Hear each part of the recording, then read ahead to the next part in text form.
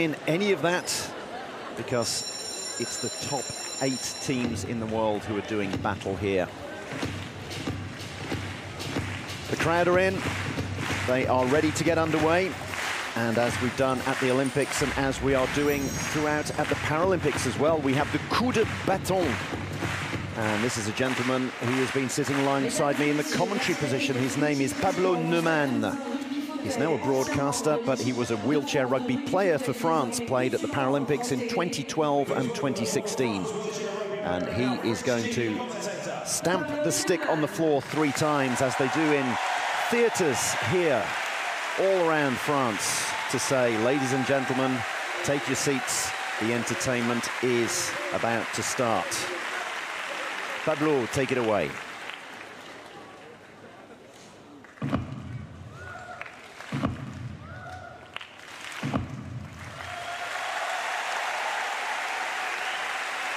Proud moment for Pablo Neumann. 2012 and 2016 Paralympian with France. France weren't that strong a team at the time. I bet he'd love to play in the French team now. Łukasz Śmieciak is the referee on your left. Christine Hempfling on your right. 2 incredibly storied referees, a great amount of experience. We obviously have the best players here and the best referees as well. And Łukasz and Christine are 2 of the very best. Out come the Canadians. The Canadians, 5th in the world. They'll be looking to finish 5th overall. They found themselves in an incredibly tough group. Got some recent additions in there, the likes of Rio Kandakovac that we just saw with his glasses and the shock of blonde hair. Then you have the likes of Cody Caldwell, who've been around for well over a year. Mike Whitehead, there's another one. 3-pointer, 48 years old, made his debut 23 years ago.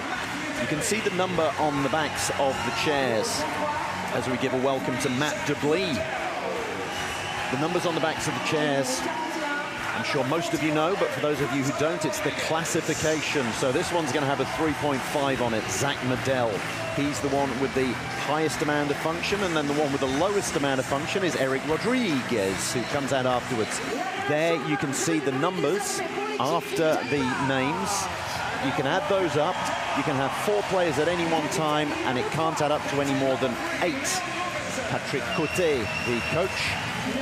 It has to be 8 every time, unless, of course, you have female players when you're allowed an extra 0.5. Tough group for Canada.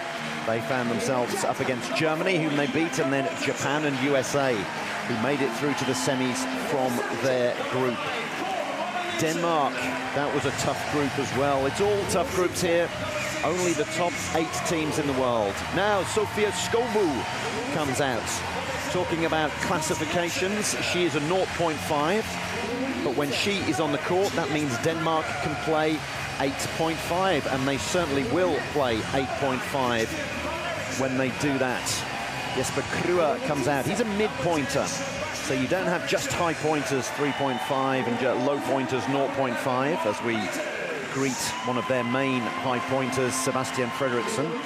You have ones in between, so you can either go a couple of high ones and a couple of low ones, or you can go in between high, 2 mids, and a low.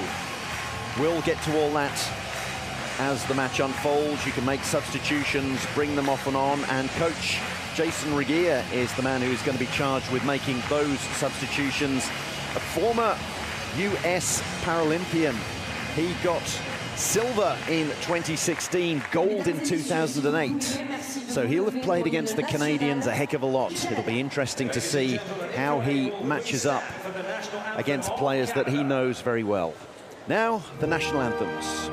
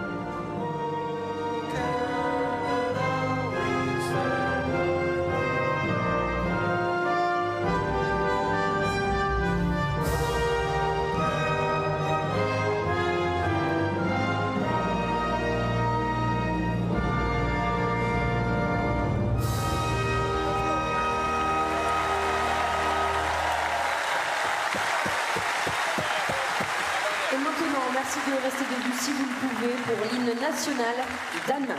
Please remain standing for the national anthem of Denmark.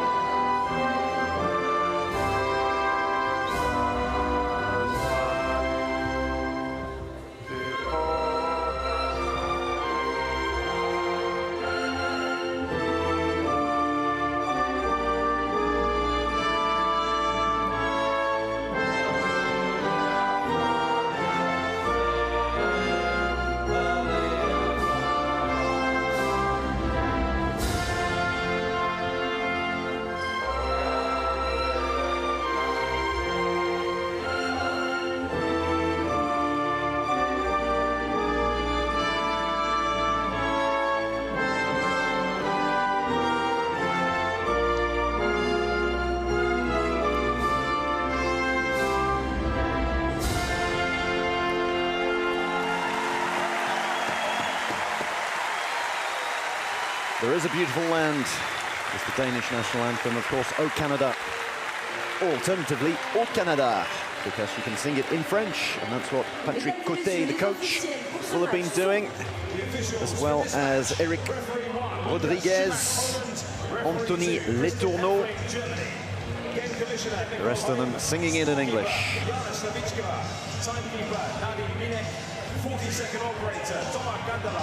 You can hear the stadium announcer talking us through all of the various officials who are involved. Let's have a quick look at the Canadian starting lineup. Zach Medell, Cody Caldwell, Travis Moran, and Eric Rodriguez. So 3-5-2-2, 0.5. That is a balanced lineup, one high, one low, and a couple in between. Patrick Coté running through the lineup there. Denmark, they're going for more of a high-low. Sebastian Fredriksson, Leon Jørgensen, the captain, Kåre Momme Nielsen, 1.5, and then Sofia Skogbu, 0.5. That, of course, adds up to 8.5 in total. That's the advantage of playing Sofia Skogbu. Allows you an extra 0.5 out there. So, yes, the officials out there. We've got the two referees on the court who will be running up and down. When there's a quick turnover or a quick breakaway, then they have to sprint the length of the court, and they do that incredibly well. Then you've got timekeepers, the 40-second shot clock timekeepers as well. Those running the scoreboard, the timeouts. We'll get to all of those as things go on, but let's have the countdown. Let's get underway.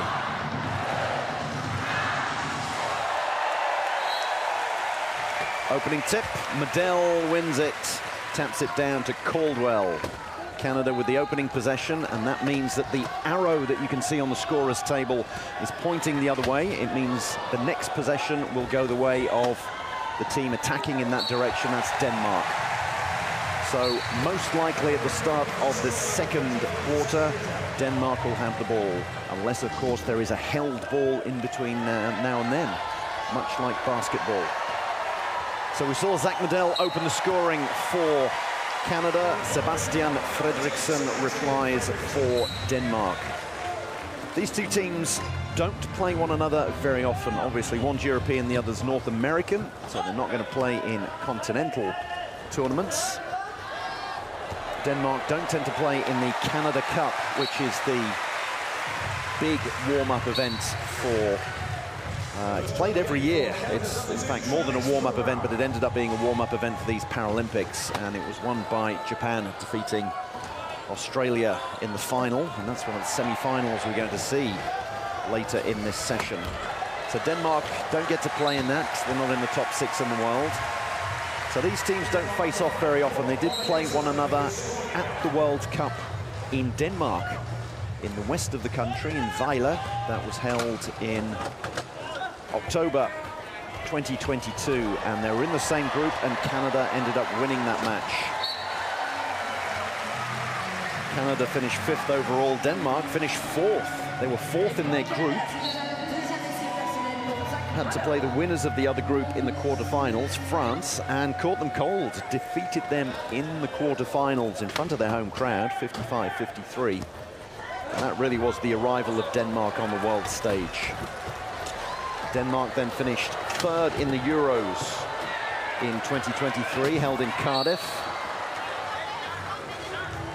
And that meant they qualified directly for this Paralympic tournament. Now, a reaching foul has been committed. Travis Mouraun reaching over there and touching the arm of Leon Jørgensen. So Mouraun goes off. It's 4-on-3. And perhaps most importantly to consider, it depends who's going off. Is it a high pointer or a low pointer? Well, it's a mid pointer. So that means that Denmark have 8.5 on the court and Canada just 6. Those of you watching for the first time are wondering why Fredriksson took his time going over, and it was to make sure that his teammates could set up on defense.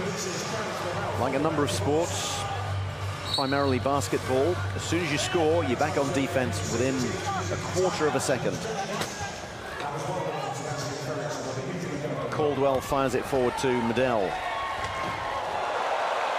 And he dives in between the two high pointers, slaloming between Jørgensen and Fredriksson. Let's watch this again. Over the line he goes.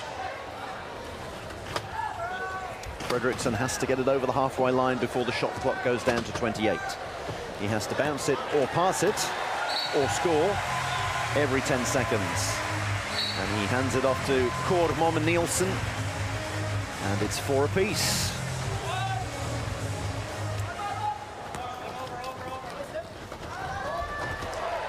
Caldwell fires one forward to Medel. The advantage of having a balanced lineup with a couple of mid-pointers in there, the likes of Caldwell and Mouraun, means that you've always got extra options when it comes to throwing the ball forward or reeling it in when it's passed to you. Low pointers, typically ones who have suffered spinal cord injuries, they will struggle to get a big pass out. Whereas the high pointers, often known as quad amputees in the sport, they're the ones with incredibly strong upper bodies. Sebastian Fredriksson on the ball at the moment, and more typically his teammate Leon Jørgensen, number 3. You look at the build that he's got. No try, says Kristin Hempfling. And it was one of the Canadian players must have pushed out. Let's have a look at this. Pushed out a Danish player. Pushed a Danish player. No, it was Fredriksson went over the line himself. Patrick Cote likes that one. It means that the turnover, it's a tough inbound. It's from the corner. And Skovbo is right there. She can be within a meter of the inbound.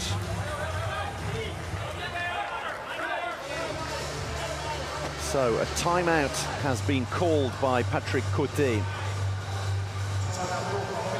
Coaches have 2 timeouts. And he's taken one of his already. Actually, no, it seems that a floor timeout was called. And that was because Travis Mouraun didn't think he was going to be able to inbound the ball within 10 seconds. The shot clock doesn't start until the ball's been touched after an inbound, but you still only have 10 seconds in which to do it. He was hemmed in by Sofia Skovbo. So, advantage Canada in that they forced a turnover. Fredriksson hit the cone, so the post through which you've got to go to score. So it was a turnover. But tiny little bit of revenge for Denmark in that they forced Canada to take one of their 4 timeouts.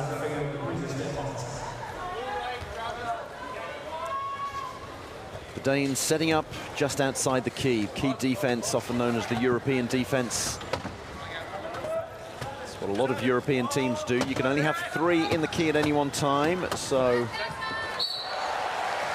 Skovbo having to make sure she didn't go in the key as well.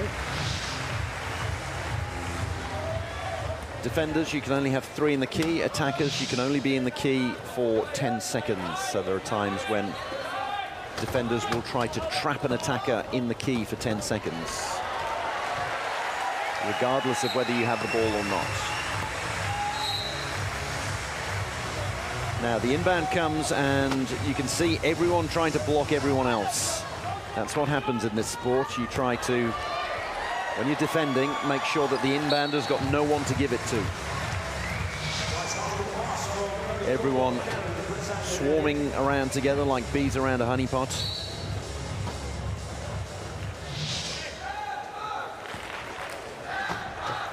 Up come the Danes.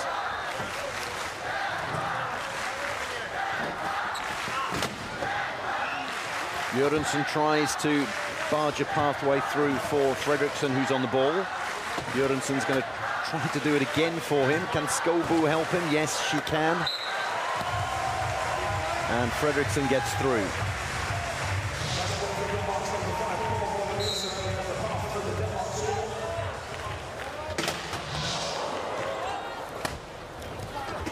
Back underway again. Jørgensen trying to trap Medel. It's like trying to carry water in your hands, trying to trap Medel. You'll always find a way to slip through.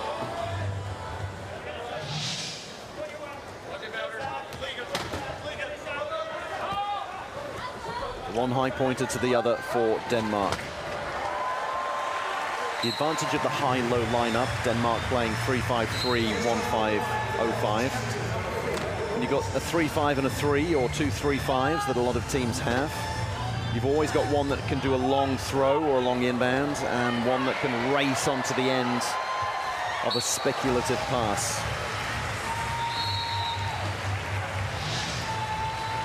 It does, of course, mean you're playing 2 low pointers if you do that. Denmark almost really with the best of both worlds. They have Momma 1.5, who's about to inbound. And then the fact that they have a 3-5 and a 3, that leaves them 1.5 to use. Momma is a 1.5, so he's got more function than most low pointers. He's a low mid pointer, really. And then the real advantage of having Sofia Skovbo, a female player in the team, that gives you an extra 0.5.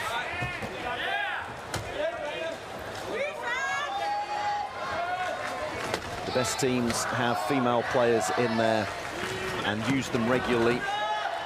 Kurahashi Kae for Japan. Leaving the court, says Łukasz Śmieciak. So one of the Canadian defenders went off the court, and it is Cody Caldwell, so he has been sent to the bin.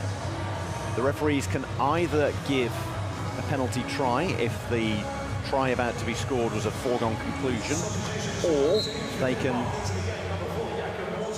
send a player to the sin bin. Now, a sin binning, a foul like that, a penalty, means that the ball is dead, so substitutions can be made.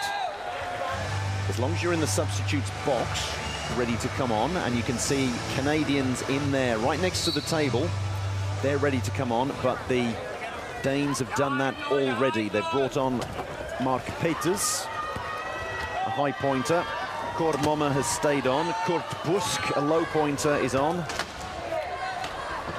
And they also have Jesper Mortensen, so they're sticking with a high, mid, low lineup.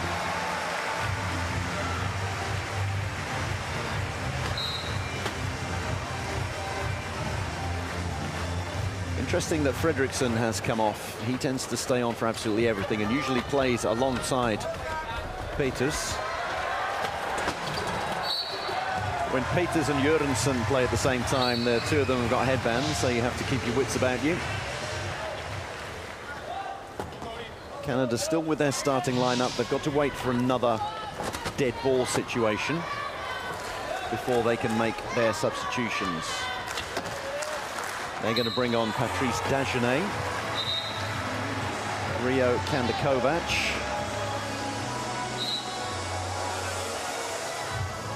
big inbound from Momma, 1.5 pointer who can inbound like that, worth his weight in gold.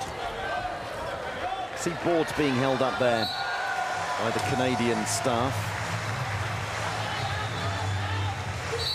Get various instructions held out. The board there, the white board's being held by Garrett Hickling. He's someone that Danish coach Jason Regier will know very well. Garrett Hickling, a Hall of Famer, arguably the most famous wheelchair rugby player that has ever come out of Canada. Alongside that man there, Zach Medell. Garrett Hickling, their coach, 53 years old, although their assistant coach.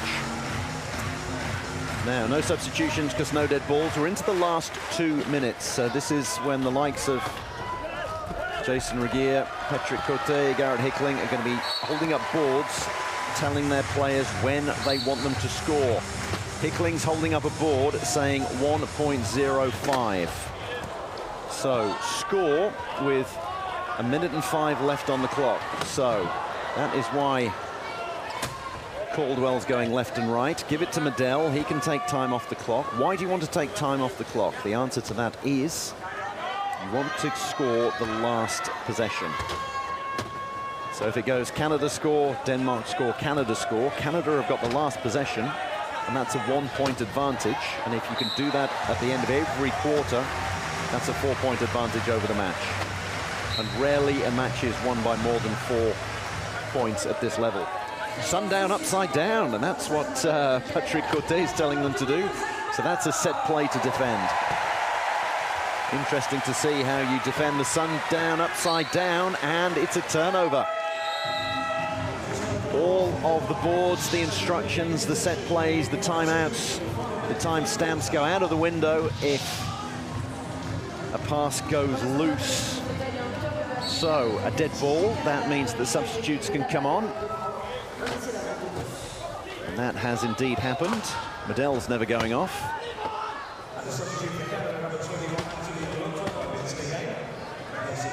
So Canada are going to try to score as late as possible. They may use a timeout to take some extra seconds off the clock. What you can do is shot clock down to 20. You can see it to the right of your screen, 17 now, or of course top of the scoreboard.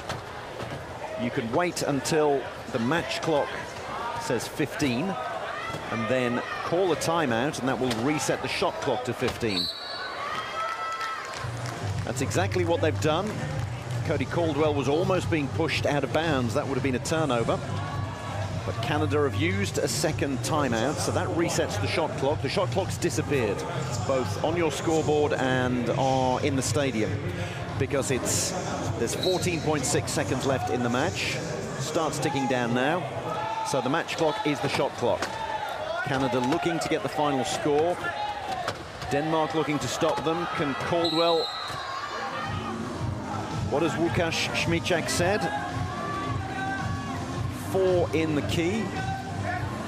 I think Jesper Mortensen might have done that deliberately. So Mortensen goes off.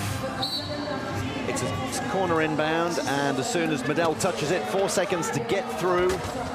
And Letourneau's there, perfectly positioned. Couldn't roll over the line himself, so Medell pushed him over. Back goes Letourneau, and the Danes are going to put that in their laps, and Canada get the final score and a turnover. They lead 15-12 at the end of the first quarter.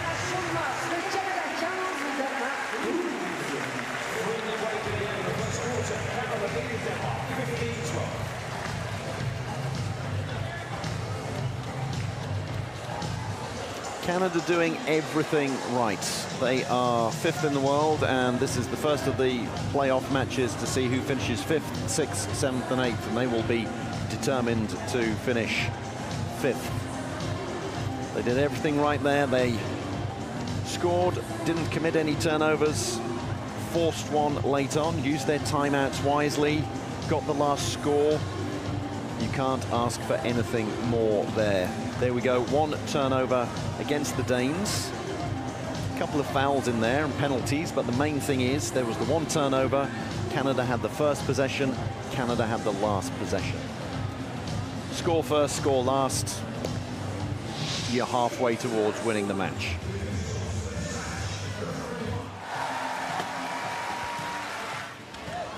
There is Canada scoring first. Travis Mouraun from Toronto.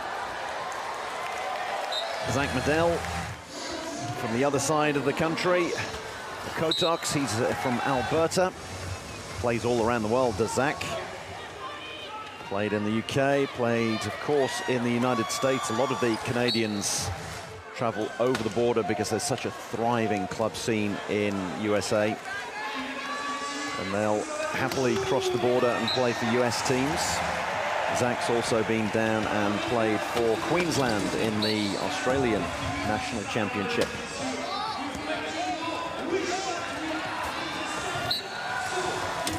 Substitutions made by both teams. Got depth on their benches.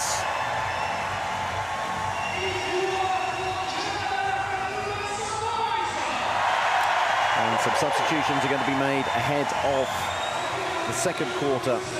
Canada look like they're going with Hirschfield, Kanda Kovac, Dagenet, and of course Zach Medel. For Denmark, they really are going deep on the bench. Thomas Pett, whom we haven't seen thus far this tournament, and Christian Bach Eriksen is coming on as well, playing alongside Mikael Chateau, another one who hasn't seen any game time thus far, and then Sebastian Fredriksson out there. So they're going 3-5 to 2.5.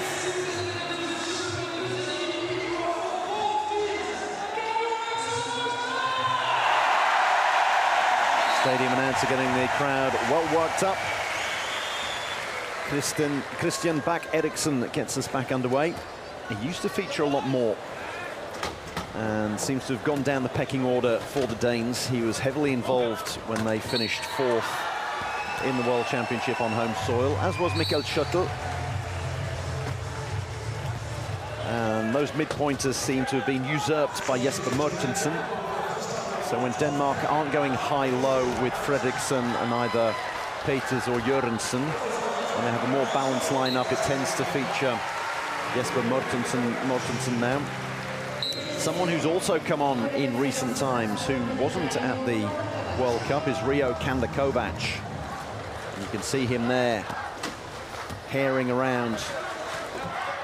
Impossible to miss with his glasses that often get steamed up because he really works up a sweat, and his blonde hair. He has become a feature of the Canadian team.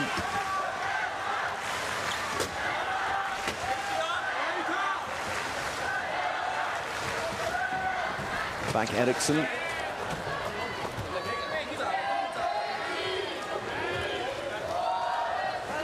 Wheeling his way this way and that.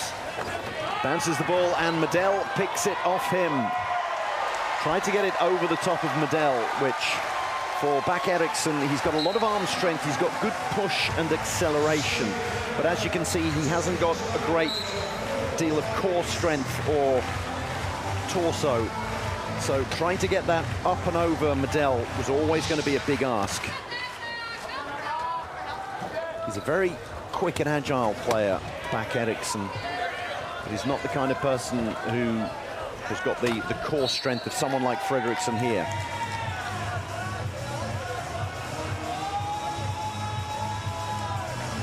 So another turnover against the Danes. Leads to the score. This one here, you have Fredriksson going out of play. So that might be a turnover again.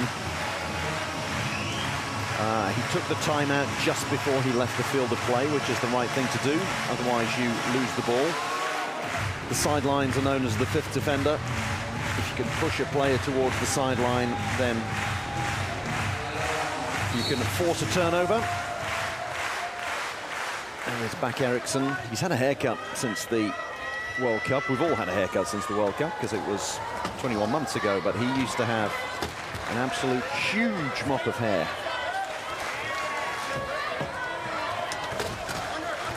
You can see his speed and the way that he's so low to the ground that rather than bouncing the ball, he just places the ball on the ground and keeps it in his hands, which is a good way of doing things. He makes the best of his posture. Kanda Kovac, for a 2.5 pointer, he has real push,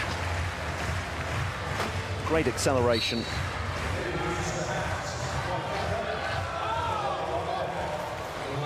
21 years old is Rio Kandakovac.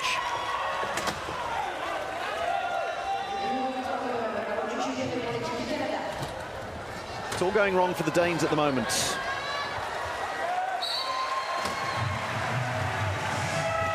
Coming apart at the seams, and you hear the big hooter there, which indicates a coach's timeout.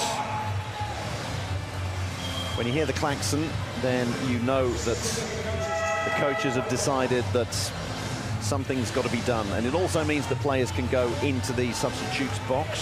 So Jason Regier taking a coach's timeout, A, to try to staunch the flow of points and turnovers against them, and B, to be able to make some substitutions. And that's what he's done. They're going back to high-low, or the high-low that they can use courtesy of Sofia Skolbu. So they're going to have Peters, Fredriksson, Skolbu and Krue. 3-5, 3-5, 1 and 0.5. Canada, Letourneau, Caldwell, Medel and Rodriguez. So 3-5, 2-2, 0.5. High-low against the balanced lineup.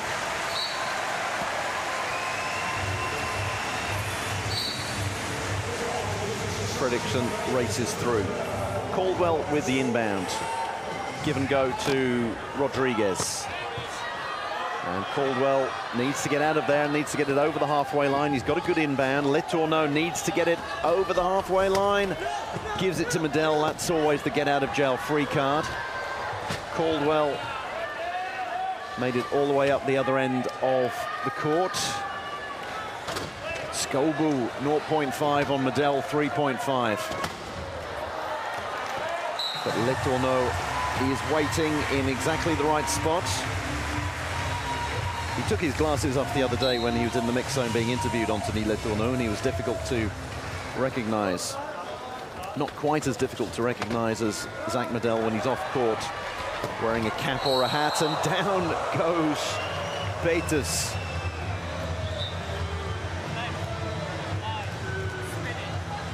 You could hear the referee, Łukasz Śmieciak, saying spinning, a spinning foul. So you could see that Caldwell hit Peters. Ooh. If you hit them behind the axle, it's a foul. That one was probably parallel. Be that as it may, Caldwell sits in the bin, and it's 8.5 on 6. So Fredriksson is going to take his time. Is one of them going to make sure Caldwell can't get out? Doesn't matter anyway. He was going to inbound anyway. You quite often, when you're attacking and you have an opponent in the sin bin, when you're about to score, a lower point player from your team goes and blocks that person from coming out of the sin bin, and the only way they can get out is by raising the hand and saying that they will inbound. You do that when a high pointer is in the sin bin, and that way they're forced to inbound. And because they're inbounding, they're off the court. So you're taking 3 or 3.5 points off the court. All very complex the game is with its systems, but the more you watch it, the simpler it gets. And if all of these statistics, the classifications, the rules, etc., seem a little bit confusing, then just watch it. Just watch the ball. Watch the enjoyment. Watch the scoreboard. Every so often, though, rather than watching the high pointers, watch the low pointers. Watch Sofia Skolbu now. Where's she going to go? Who's she going to try to block? Where are the Canadians? They're setting up in a key defense. There they are. Peters comes in there to try to blaze a trail for Fredriksson to get through. Excellent block there by Krue on Medel, trying to take Medel out of the equation. So Krue, number 8, blocked Medel. That's 1 point. That's a one-pointer blocking a 3.5-pointer. That's the way the maths works in wheelchair rugby. That gets you, that's the equation that gets you an advantage. Great chest pass there. The mid-pointers combining. Denmark had only got eyes for Medel trying to block him, so Letourneau and Caldwell were able to combine. Up goes Fredriksson. And then Peters weaves his way in between the mid and the low pointer. Denmark doing a good job of keeping Medel under wraps.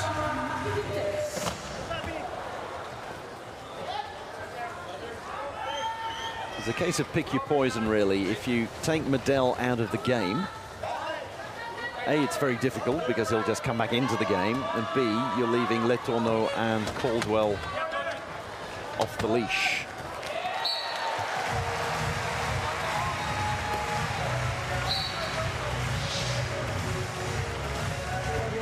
That's why coaches are important, devising strategies. Fredriksson accelerates. One high pointer to the other.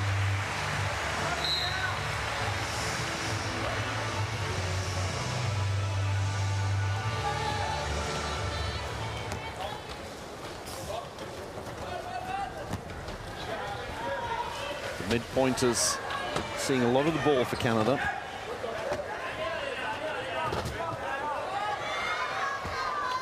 Letourneau showing all of the trunk function that he's got. And then Medel showing why he is one of the most highly sought-after guns for hire when it comes to, it's almost like franchise wheelchair rugby. Timeout called by Kruger. He realized he wasn't going to be able to inbound within the 10 seconds. He could have tossed the ball out and throw and hope, but there's no point in doing that when you're playing at this level. All of his options had been closely marked. There was no one he could get the ball to. So he chose to take a timeout. 2 of the 4 timeouts taken by Denmark, and one of their coaches' timeouts, and then 2 taken by Canada as well. You have 4 of them. It doesn't have to be 1 per quarter, but you'd like it to be 1 per quarter. It's nice to have timeouts up your sleeve, in your pocket for quarters 3 and 4. And if we see all the timeouts used before the 4th quarter, then there will be a lot of speculative passes coming out. Anthony Letourneau needs to get the ball over the halfway lines. No panic yet. Now it's going to be a bit tough. And there's a timeout taken. You see the shot clock says 29. The only way he was going to get the ball over the line there was by throwing a speculative pass. Didn't want to do that, so Denmark have forced Canada into another timeout. You can see 1 left for Canada. Canada aren't going to mind too much. They lead. They've got a 4-point lead. Patrick Côté is going to be the happier of the 2 coaches at the moment. Seeing how good the trunk function is on the high pointers, leaning forward. A lot of them play wheelchair basketball as well. A little bit of rivalry between the 2 codes, wheelchair rugby, wheelchair basketball. Low pointers at wheelchair basketball tend to be high pointers at wheelchair rugby. And we're always more than happy for everyone to play all the sports. No need to steal anyone from one code or the other. Let's just play all of the sports and have a great time while we're doing it. Into the final 2 minutes. This is when timestamps are going to come into play. You can see Garrett Hickling there has got a board ready. He's about to flash that. Once Fredriksson gets over the line. And Fredriksson does get over the line despite the attentions of Caldwell.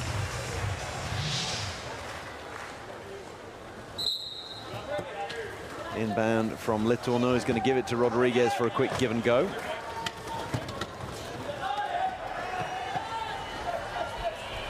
No boards from either team.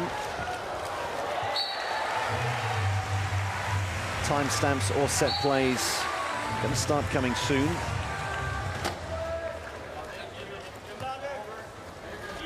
Canada with a 5-point advantage, so it's absolutely crucial for Denmark to get the last score. Now, tough there, Fredriksson had to make sure he didn't go back over the halfway line. That would be an over and back and a turnover. Similar to basketball. Swarming defense in the key there.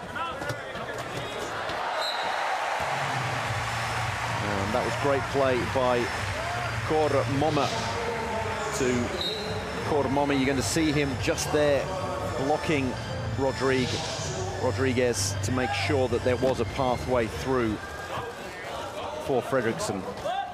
0:55, says Garrett Hickling.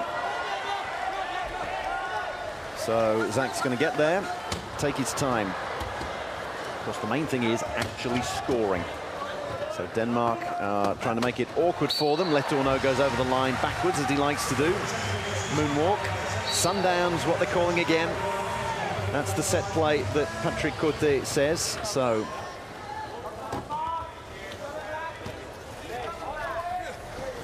why it's called Sundown, SD, swarming defense, maybe it's that. Not setting up in the key, not playing high, just moving around all the time, giving the opponents no options.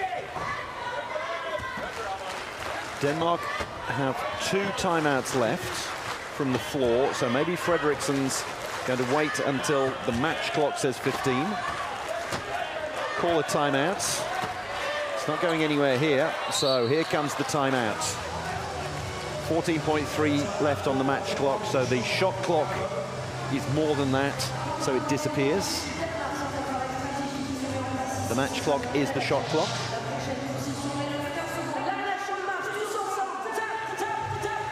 So Denmark with 14.3 seconds to score the final possession and get it back to 4 points.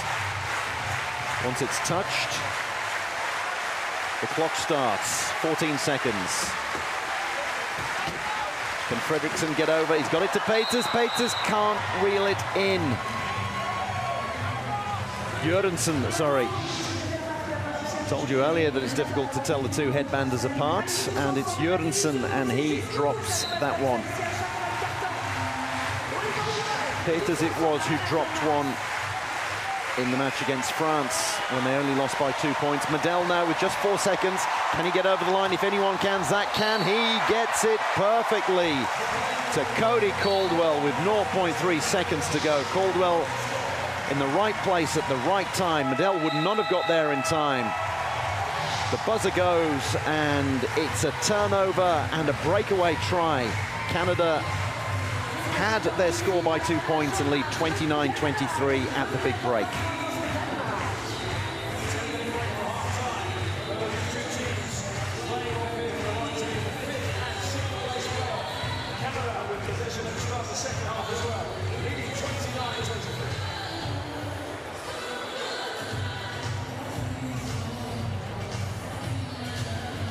I said it at the end of the first quarter, and I will say it at the end of the second. Canada doing everything right, doing the little things right. Scoring first, scoring last.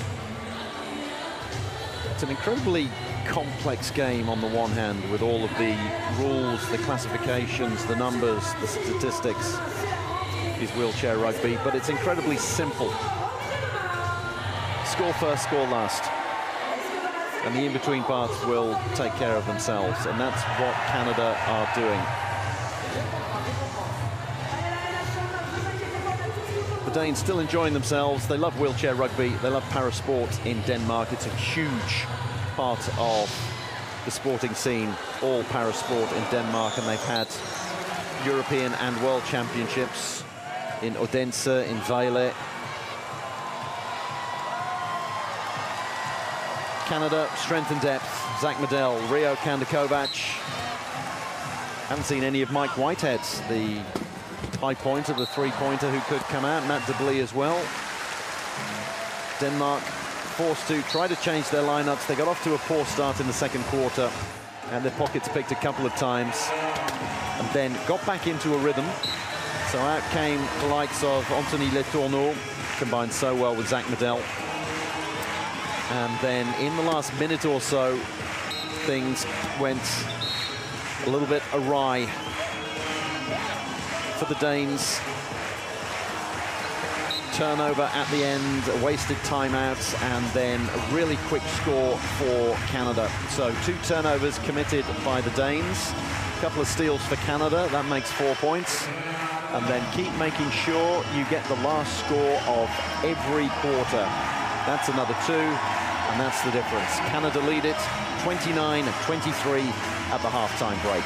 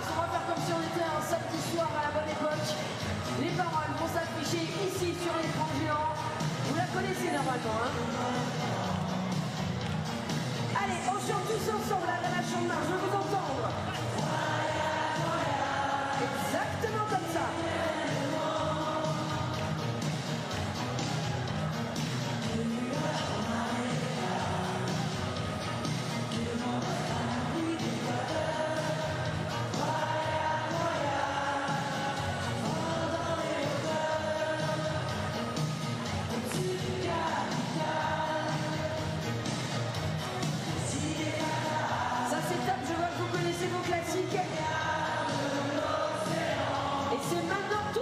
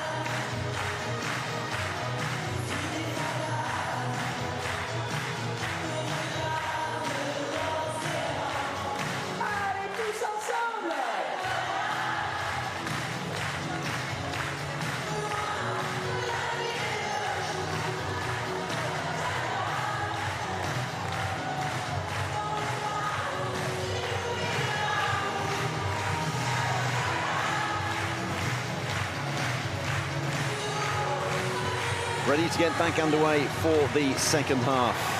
Canada leading it 29-23. They're also going to have the inbound.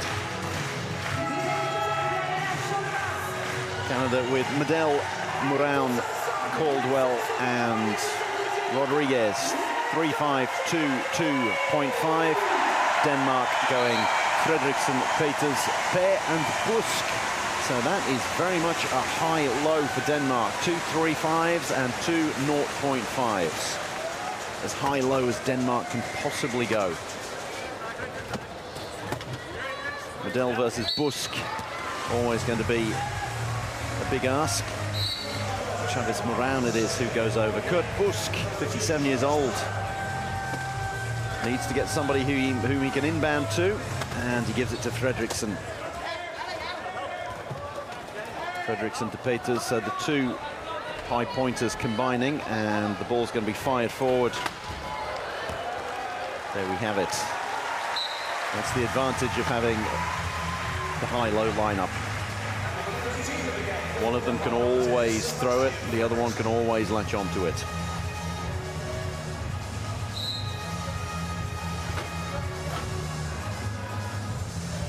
Plenty of teams like the high-low. Team GB, the defending champions. Robinson and Phipps, the high pointers. Coggan and Smith, the low pointers. Australia, the world champions. Baton Bond, and now with Vernon and McQuillan.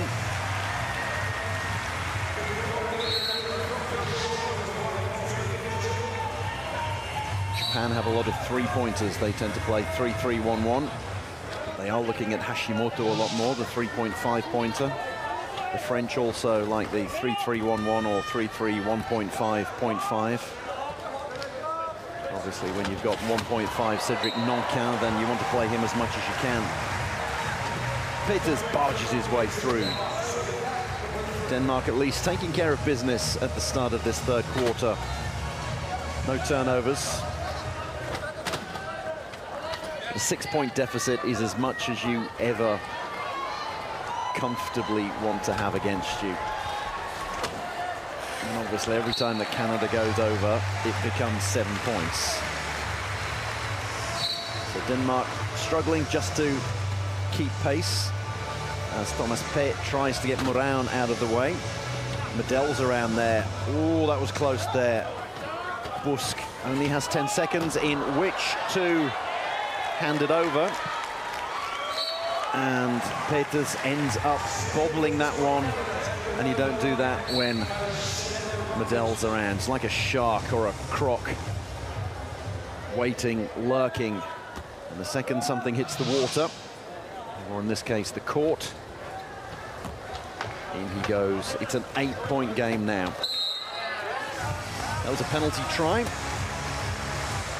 You'll have seen Travis Mouraun leave the court, which you're not allowed to do.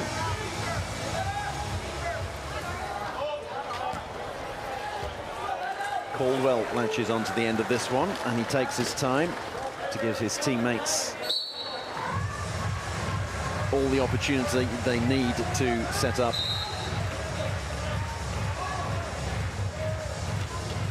As soon as you score, then you're back on defense. It's as simple as that. Poor old Kurt Busk, 57 years old, has to come all the way back to the inbound.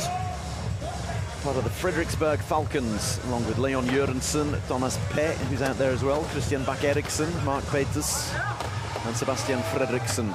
They're all Falcons, and they're all struggling with the inbound at the moment. So Peters says that he's going to inbound, but I think Jason Regier has called a coach's timeout. That's the issue. You need your low pointers. If they're going to inbound, they need to have a good inbound on them. It's why the likes of Corentin Le Gouen, Johnny Coggan, and then Bo Vernon, you need a really good inbounder if you're going to use a 0.5 pointer to inbound. And that wasn't quite the case for Denmark. So coach's timeout called and they've made changes. Kurt Busk is still out there. Thomas Peer has come off, so they're going for a more balanced lineup. Jørgensen is out there now as the high pointer, and they have mid-pointers in Morten Elmholt, the number 2, and Cord Momme. So they're going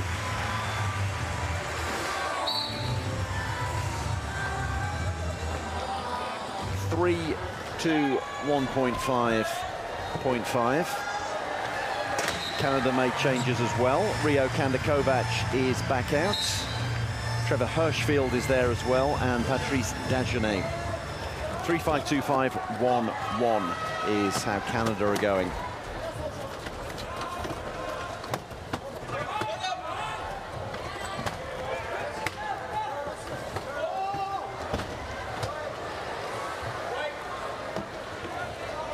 Jørgensen, the captain, with nowhere to go. And Medel for company. Great blocking, with blind blocking by Dagenet. In the end, over the line goes Cord Momme, but they really had to work hard for that try there.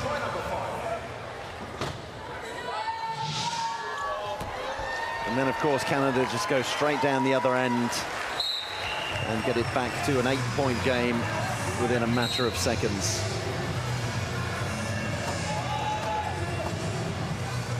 Much better inbound there. You can see the difference on the inbound from a 1.5 pointer like Cord Momme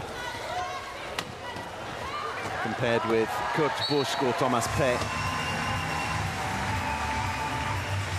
Constant balance. You're trying to work out whether you want your high-low lineup or a more balanced one.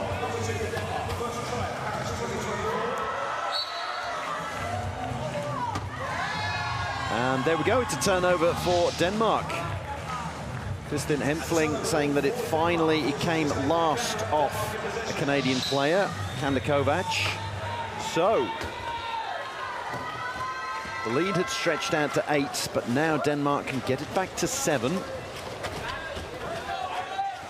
Still a long way adrift. But if they can keep scoring the points, which they do there. Elmholt was about to go over, but one of the Canadians went over the line, so it was a penalty try. In fact, not a penalty try. It was Elmholt who went over the line, so it's an immediate turnover back the other way. And another turnover again, 3 turnovers in a row. Elmholt picks up the loose ball that was intended for Kandakovac. Fast and furious stuff at the moment. It's going through a lot of sets of hands, which you don't like it to do in rugby. It's not the safest way of playing. And the illustration of that is Medel gets a punch in there. That was highlight reel stuff. Medel's pass couldn't quite be picked up by Kandakovac. And, well, the long and the short of it is, we've had, I think, 3 turnovers in a row. And then normal service resumes, Zach Medel scores. And what could have been a 7-point gap is now a 9-point one.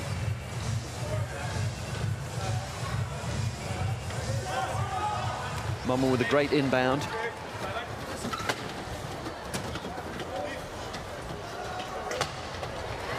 Jørgensen works his way up. A little bit of help there from Busk. Busk trying to keep Medel under wraps. Easier said than done. Now Elmholt's doing that. He's the one on the ball. And a reaching foul.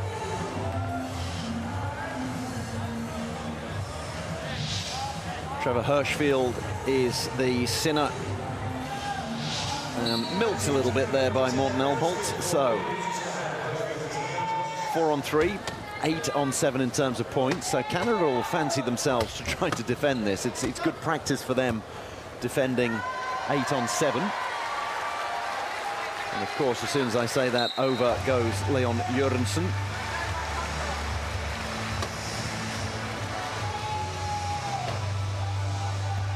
Be interesting to see if Canada go to their bench at any point. There's no one waiting in the substitutes box that we are about to see. Just the other side of the scorer's table. Once Medel makes a bit of progress, you can see now an empty substitutes box for Canada. But you have the likes of Joel Ewart on the bench, Matt Deblee, Mike Whitehead. So that's an embarrassment of high point riches. And now, of course, as soon as I say that, you'd expect Patrick Courtier and Garrett Hickling to have been listening to me. Caldwell, Moran and Whitehead move into the substitutes box. So Whitehead looking to come on.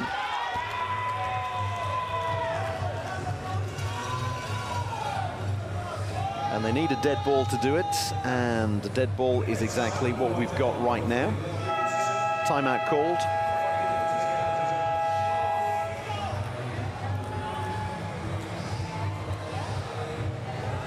Coach's timeout called. Denmark are now completely and utterly out of timeout, 0-0. Canada have a coach's timeout and 2 floor timeouts.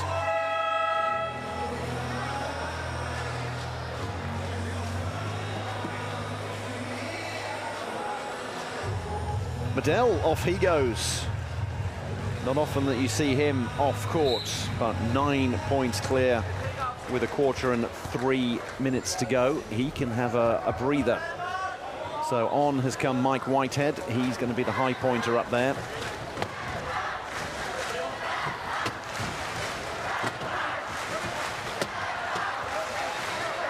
Elmholt has got a lot of company around him. Gets it to Jørgensen, and Denmark get the score. So Canada now with Mike Whitehead, Cody Caldwell, Patrice Dagenet and Travis Moran. So 3-2-2-1 is their lineup.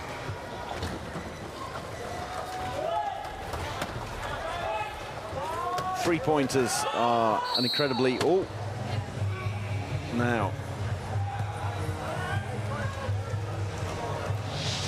What's Kristin Hempfling going to be calling here?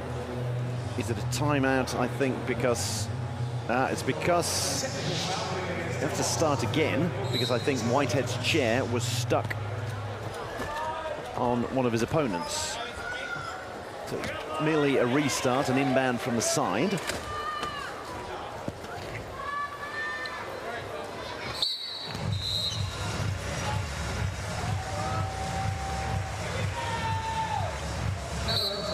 Jørgensen with the inbound, so he's 3 points. That means he's only got 5 points to aim at. Manages to find Elmholt.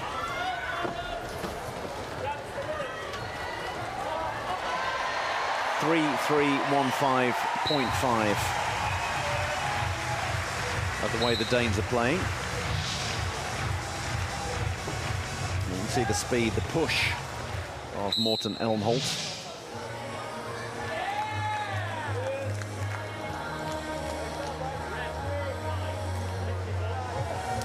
Timeout called by Kåre Momme.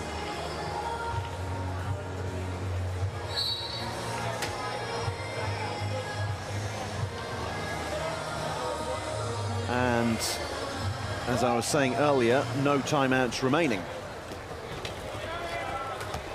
So that means it's a turnover. Momme, bottom right, sits in the bench. He called a timeout, and assuming that they'd still got one left, and they hadn't, so that is a turnover. That's a foul.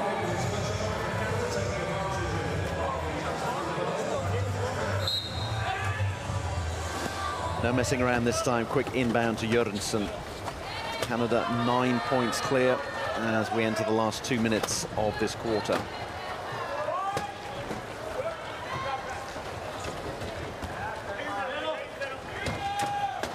Elmholt manages to worm his way through. Peters blazing a trail for him to get through. 8 points, 1 minute and 37. Caldwell a long way back, a long way to go. Caldwell, 2-pointer managing to outpace the 3 points of Elmholt. That's a nice little personal battle to win.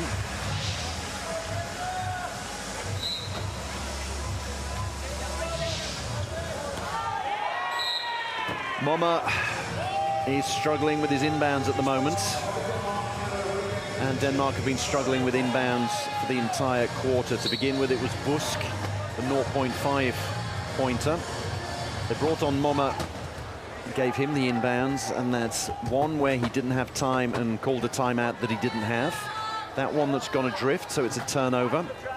Garrett Hickling held up a board there for Canada saying 0.55, so that's when the Canadian bench want their team to score.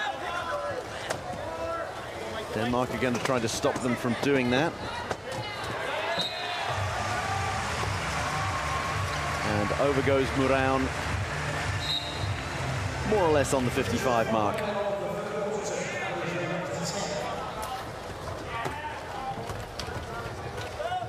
Elmholt hasn't had a lot of game time up until now, but he's making the most of it this quarter.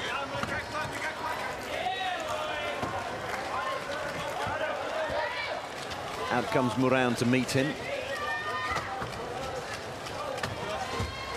Canada have a timeout left, and so 27.9 seconds.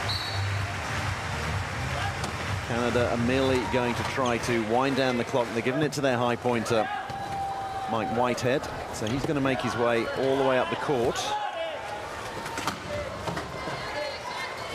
Hemmed in by Elmholt and Jørgensen. They're the two high pointers for Denmark. Caldwell having to make sure he isn't knocked back over the halfway line. You can hear the countdown.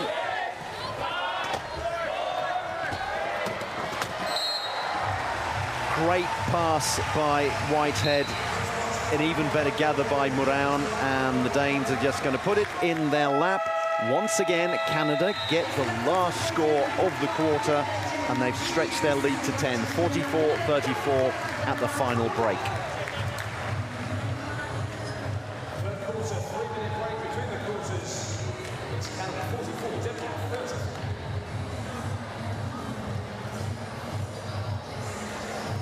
Score first, score last. There's a 6-point advantage, and that's 6 of Canada's points. They seem to score first every quarter, regardless of whether they've got the possession arrow or not. They've had it twice, and then once they forced a turnover, and they have managed the clock perfectly and scored the last try in all 3 quarters. That's what coaches love. 1 turnover for Canada, 4 for Denmark, and that turnover was in the middle of a raft of turnovers that went this way and that. Steals as well for Canada, but it's their clock management that has impressed me the most. Doing the little things right. They did things so well that man Zach Medell was able to come off and have a bit of a break. He went toe-to-toe with Mark Peters and Sebastian Fredriksson early in the 3rd quarter.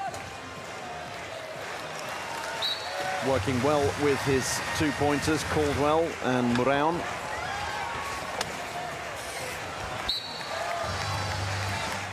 And then pretty soon after that, his job was done, and he was able to give way to Mike Whitehead, who got his first game time.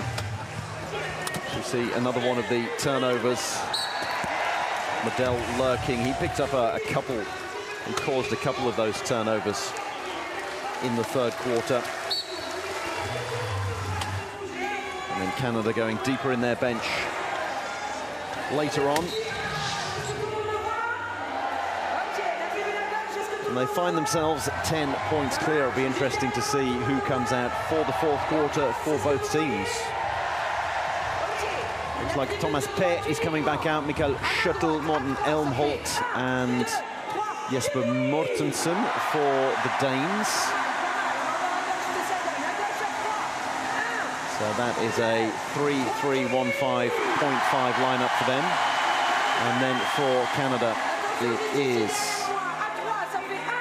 Kanikovac. Matt de Blie is finally out there, so he's a 3-pointer. And then they also have Byron Green.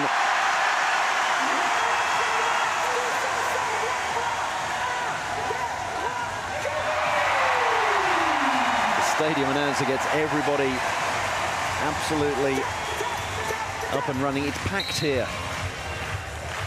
Absolutely packed in the Champ de Mars Arena as we get underway for the fourth quarter. Canada going with Deblis, Caldwell, Kandakovac and Green, so it's 3-2-5, 2.5.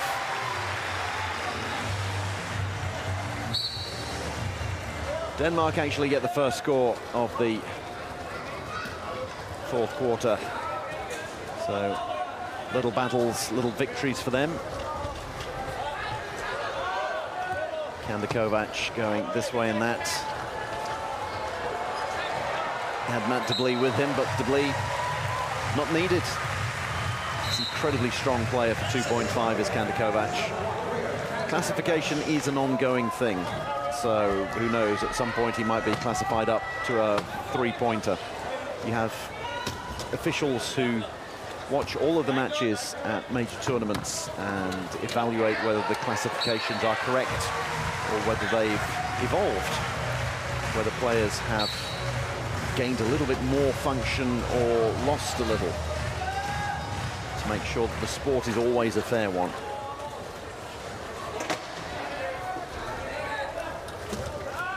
Kandakovac seems to be doing things on his own. Of course, as soon as I say that, he fires one out to Cody Caldwell.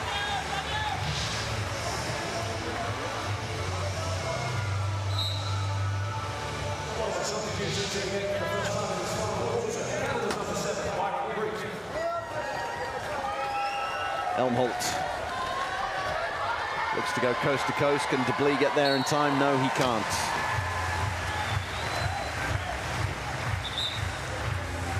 Elmholt enjoying a run out, whilst the likes of Fredriksson, Peters, Jørgensen are on the bench. Deblis finally gets a touch of the ball. He's one of those Canadians who plays in the USA. He goes through the Windsor Tunnel and plays for Detroit. So drops the shoulder and gets past Chateau beautifully. Yes, so goes over the border. He plays in the USA as well as playing in Canada.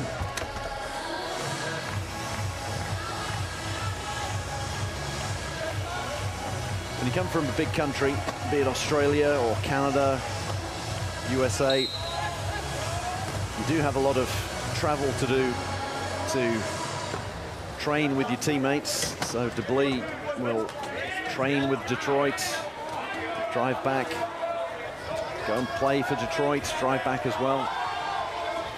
Good couple of hours each way every time.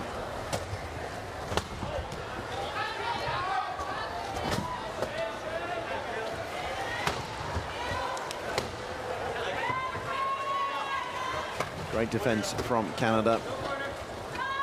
Down into single figures on the shot clock. Elmholt remembers to bounce it. Countdown coming in Danish. And then that was nicely worked by Thomas Pett, holding Matt Deblis out of the way. There you can see Pett holding Deblis, got a pick on him, and that enabled a higher point player to get through. Shuttle tries to live with Deblis and keeps pace with him very well. Then there's a huge hit. Deblis needs reinforcements as Mortensen is certainly up for the challenge, and then Deblis blocks Mortensen. Kandakovac is in the middle and through he gets. That was a well-worked try by Canada. Furious defense from the Danes.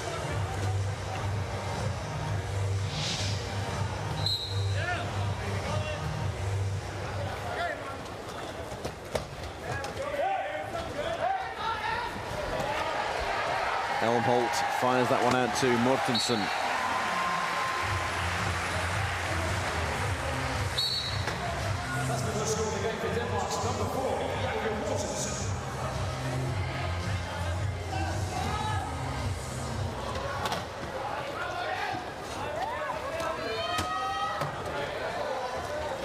Kovac slaloming his way through. Not going to get past Elmholt, though. And manages to stay in play and get rid of the ball before he goes over the sideline. And then when you've got Caldwell and Deblis there, you know you've got a lot of function available to you to pass to and get yourself out of a bit of trouble. Jakob Mortensen at the back. We hear a hiss, and it's Michael Chateau. You heard the hiss. You can see him waving, bottom left of your screen. You can see that I think the right tyre is a lot flatter than the left. Off goes the left wheel. Sorry, the right wheel. On it goes very quickly. Clicks in. Very expensive wheels. The tyres are a lot cheaper, but they're the ones that you have to keep repairing. So the mechanics, God bless all of them, on every team here and every team all around the world. Quite often tends to be siblings, parents, aunts and uncles of players who end up being the mechanics.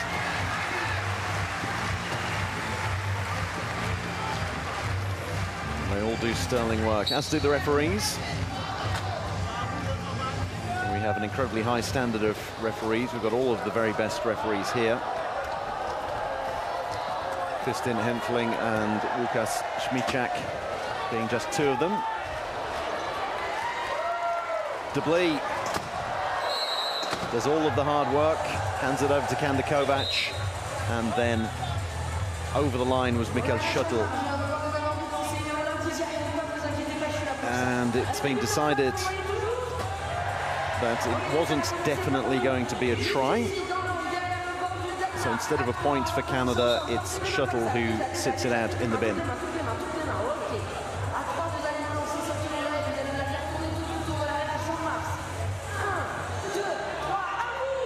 It's going to be a corner inbound. Someone needs to come and inbound for Canada.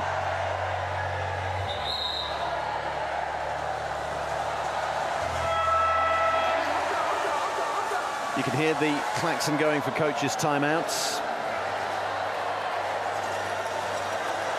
Cody Caldwell was going to take the inbound, but he's been subbed off.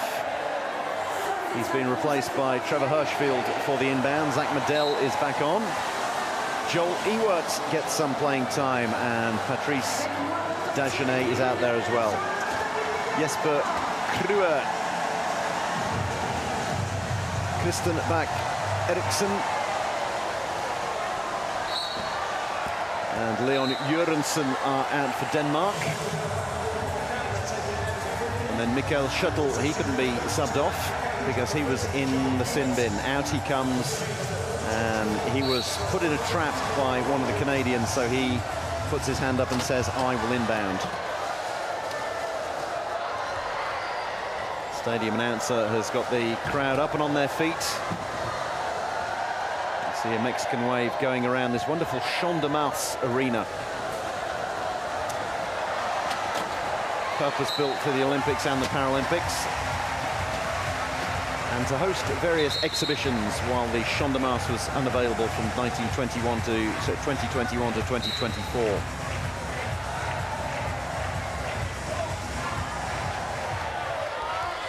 The ball is fired forward by Zach Medell.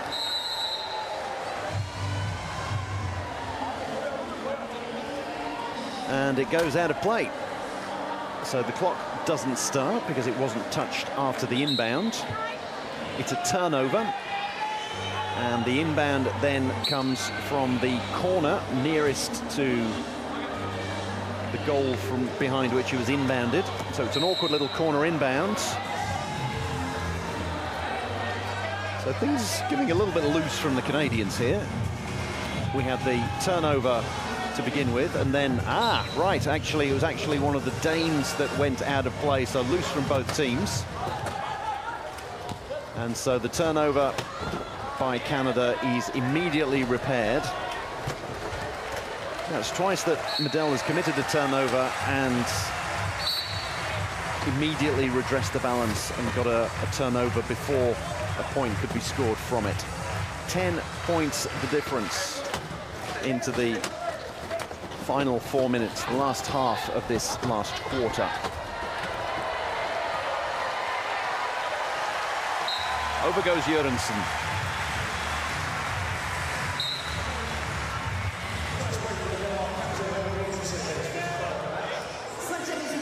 Great pickup by Joel Ewart. It's a very high-low lineup that Canada is playing at the moment. Medel and Ewart out there at the same time.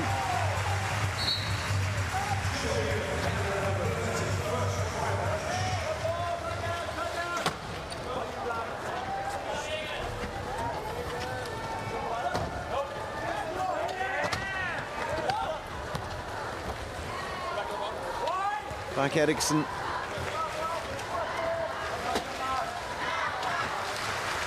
Distinctive style of his.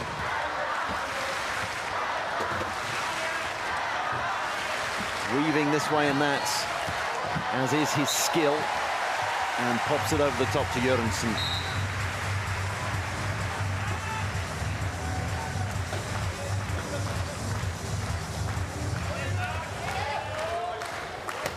He's a mid-pointer in a low-pointer's chair. So it has a pick bar on the front.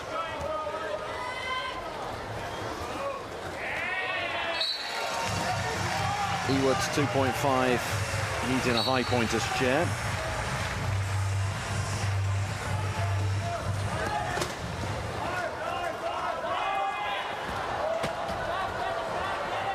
And can Canada keep the ball in? The answer is no. So you've got two-pointers out there for Denmark. You've got Bak Eriksson there. You can see he's got a pick bar on the front of his chair. He's a two-pointer. And then Chateau, a two-pointer, but he has a high pointer's chair that's got no pick bar at the front. There he is to the right of you, the right of the key, and about to get the ball. There we go. And without the pick bar, it means you're a little more flexible. That one's thrown away. You can't be that flexible. And that was cleverly left by Joel Ewart. Ball was always going to go out of play directly off the Danes, so he let that one go out of play rather than trying to corral it in and risking touching it and knocking it out. That's why he got a little tap on the leg of congratulations from Zach Medel. Off goes Medel. Letourneau back on. Matt Deblee, Travis Mouraun, and Trevor Hirschfield.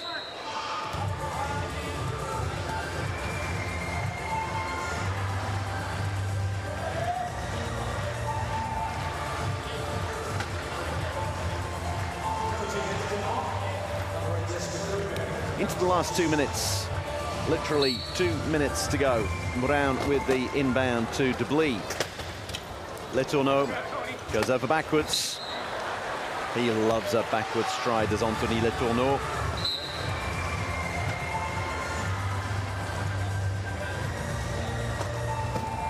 Bak Eriksson with the inbound, takes his time. And then he ends up being stuck behind Hirschfield. Mouraun goes wheel to wheel with Jørgensen, but can't quite catch up with him.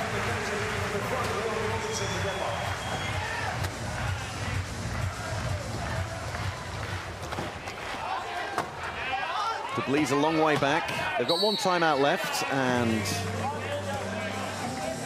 why not take it when there are 94 seconds to go?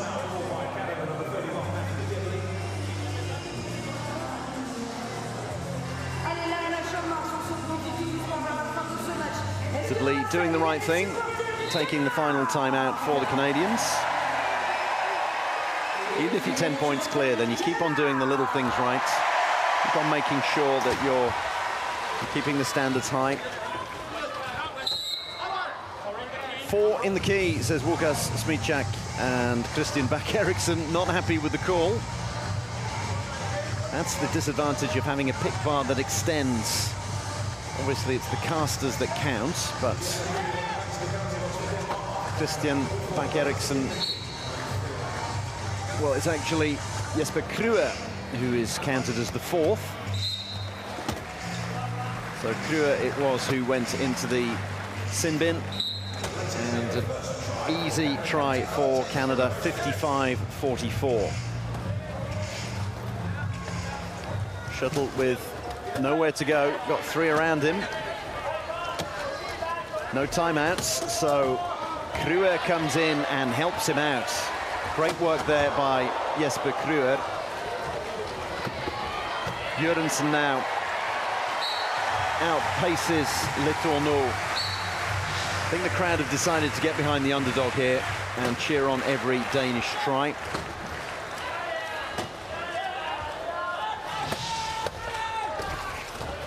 De Blie backed in once again.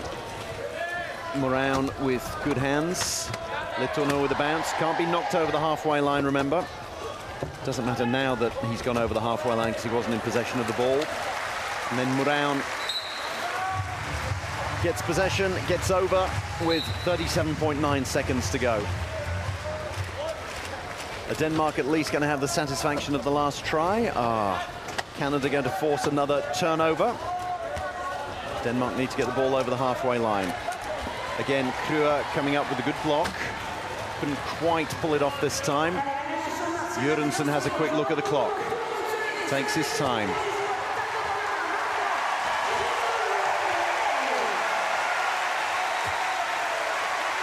Shot clock, match clock. Counting down. Pops it over to Bak Eriksen, who's going to take his time. Gets over. 5.1 seconds to go. Denmark going to have the final score, or Canada going to be able to get it forward? They're not. Anthony Letourneau puts it in his lap. And that is the end of the match. Canada winning it 56-46.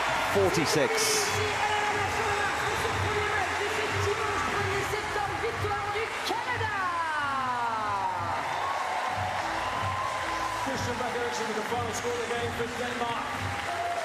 Victory for Canada sees them move forward into the 5th and 6th place playoff. Tomorrow evening, Denmark will play the 7th and 8th place playoff. Tomorrow morning, it finishes. Canada 56, Denmark 46 in the placing playoff. Each team will have one more match after this. Canada battling it out for 5th and 6th. Denmark for 7th and 8th.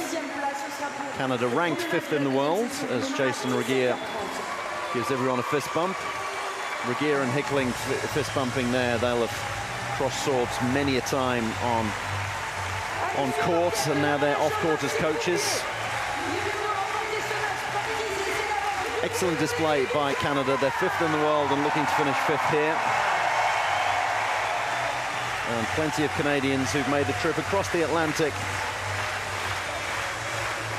to cheer them on and to enjoy the Paralympics.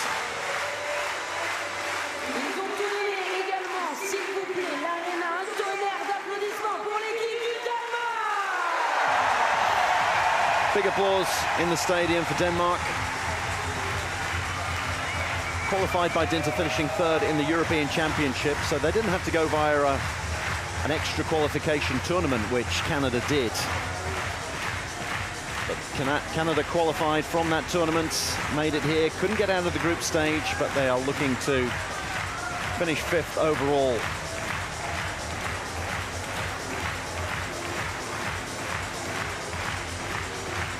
Capacity crowd here at the Champ de Mars.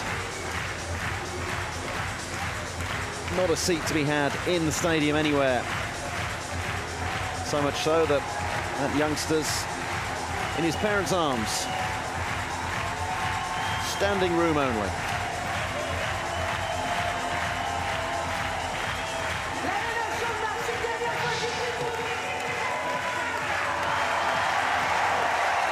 Canada ran through the bench. Everybody featured, some more than others, but Rio Kandakovac, when he was given the ball, he gave it his best shot. Morten Elmholt as well. We haven't seen a lot of him throughout the tournament, and he got a lot of game time in the second half. Matt de Blie came out for Canada. Joel Ewart was out there as well. De Blie, the 3-pointer, Ewart a 2.5-pointer. Ewart, I think, finds himself behind that man there, Rio Kandakovac, in the pecking order. And De Blie obviously doesn't tend to play when you've got that man, Zach Medel. He gives them a lot more options. Real strength and depth. Everybody can play, everybody can compete. 6 turnovers to 2. The only 2 turnovers that Canada made, they immediately corrected them and forced a turnover before conceding. So nothing really harmed them there, and they got the last score of the first 3 quarters, and that was really the nail in the coffin against Denmark. So Canada defeat Denmark 56-46 in the first of the placement playoffs.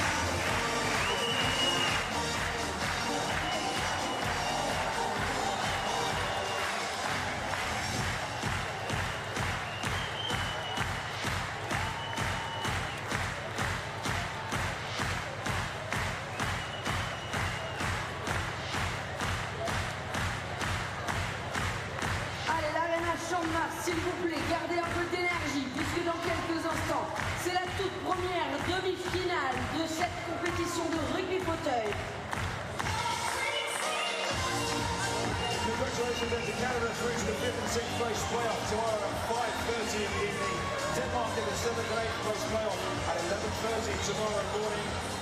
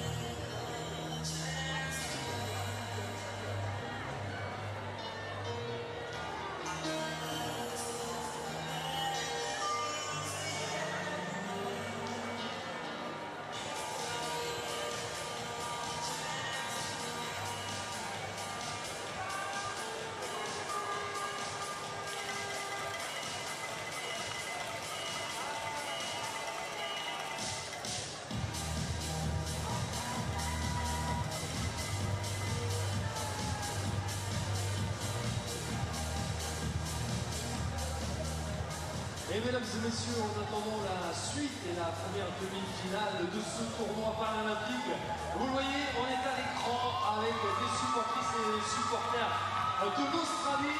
Ladies and gentlemen, we've been waiting for the next game. We are here with Douglas. How are you, man?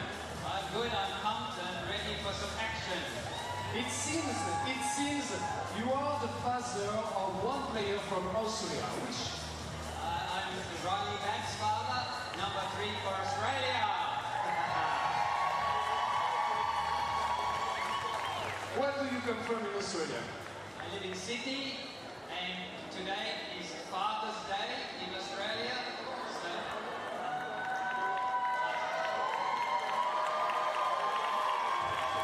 C'est la fête des pères en Australie, mesdames et messieurs, aujourd'hui. Donc si vous voulez quand même souhaiter la fête des pères, même si on est en France, on vous fait comme vous voulez. Douglas, I'm sorry. It's your turn. So I told my son this morning, the best Father's Day present is to win today. Ok. En gros, son meilleur cadeau de fête des pères, ce serait que l'Australie gagne et accède en finale. Et voilà, on va continuer, on va se mettre dedans. What are you expecting? Just to win. But by how many points? Any win. Any win. As long as we win by 1, that's enough. Okay, thank you, Douglas. I think it's some things will happen in a few seconds. See you. Thank you.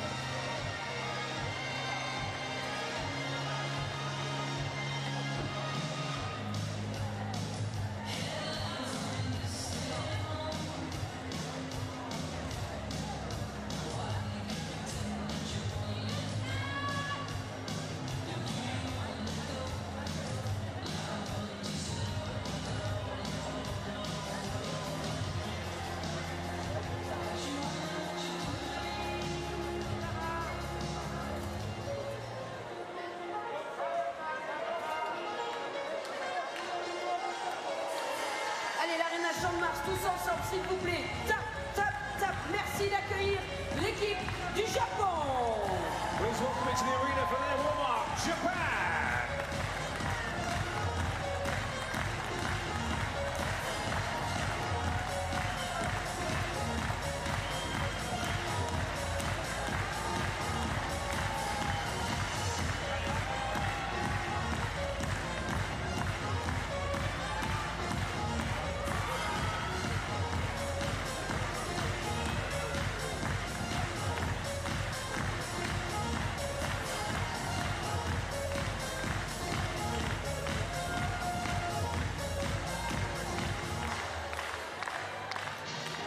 Et maintenant, mesdames et messieurs, du bruit, s'il vous plaît, pour l'équipe de l'Australie. And now we welcome the team from Australia.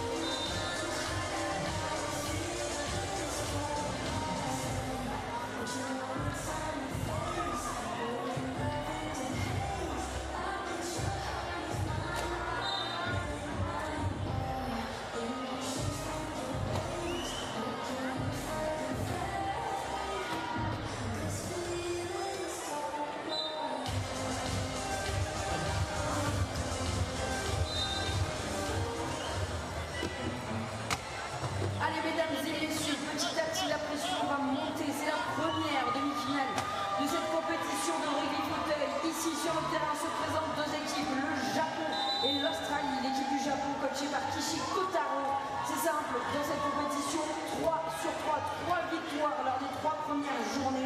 Ils n'ont rien loupé. L'équipe du Japon qui est médaillée de bronze des derniers Jeux paralympiques. Attention, gardez bien un œil sur le capitaine numéro 21, Yukinobu. Il a réalisé 10 interceptions et surtout, c'est l'équipe qui réalise le plus de turnover dans ce tournoi. First semi-final on the way there between Japan and Australia. Australia, the world champions, world ranked #1. First of all, though, Japan, the Tokyo bronze medalist on home soil. 3 wins from 3 in the preliminary round stage. And with Yukinobu Ike leading the steals in the entire tournament, 10 steals overall Japan. The most steals of any team in the tournament, with 22, coached by Kotaro Kishi. Et en face, mesdames et messieurs, l'équipe de l'Australie, coachée par Brad Duperlé. Cette équipe qui revient en revanche puisqu'elle a terminé 4e des derniers Jeux paralympiques, mais qui est surtout championne du monde 2022. Ils ont tout simplement la place numéro 1 au ranking mondial. Ils ont été déjà médaillés d'or à Rio et à Londres dans cette compétition. Une seule défaite, c'était contre la Grande-Bretagne. Et vous allez le voir tout au long de cette compétition, de ce match ce matin ici à l'Arena Champ-de-Mars. Il porte le numéro 3, il s'appelle Riley Bat et vous allez voir en moyenne c'est 34 essais pour lui par match. Australia coached by Brett Dooley and his assistant Jason Lees, as I mentioned, world champions, world ranked #1. This is a repeat of the bronze medal match from Tokyo 2020 when Japan won the bronze and Australia finished in 4th. The two-time gold medalists recently in 2012 and 2016, Australia lost to Great Britain in their opening match here, but 2 hard-fought victories over France and Denmark. Since then, and Riley back top of the try-scoring averages at the moment, 34 tries on average per game so far. Let's hope for his dad, we heard from a little later on, he can deliver that Father's Day present.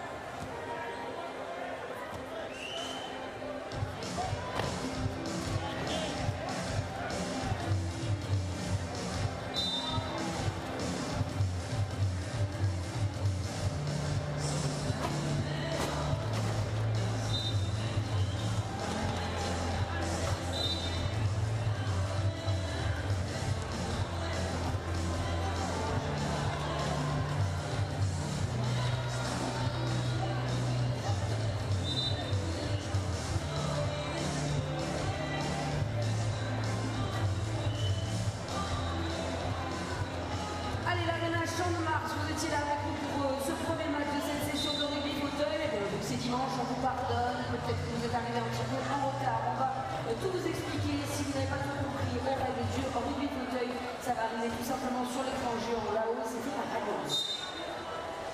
We welcome new people into the arena all the time and lots of you to wheelchair rugby for the very first time. So if this is your first time, our Alliance Explainer videos coming on screen now in French and English to guide you through the next couple of hours.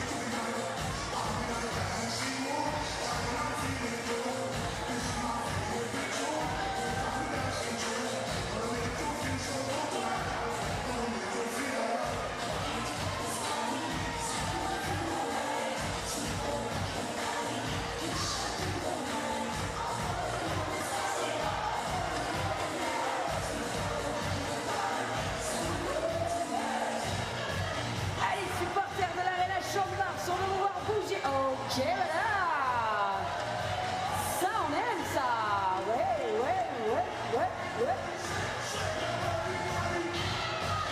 Elle a tout compris, on veut tous voir pareil avec Free.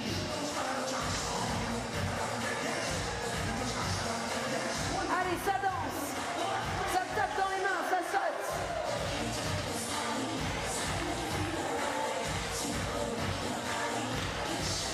En famille aussi.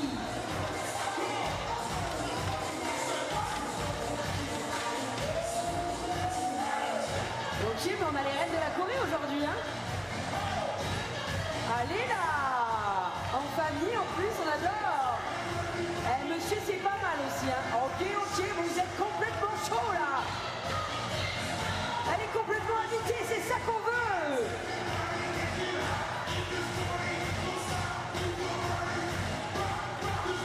L'Arena Champ-de-Mars fait du bruit pour vous, vous êtes au top.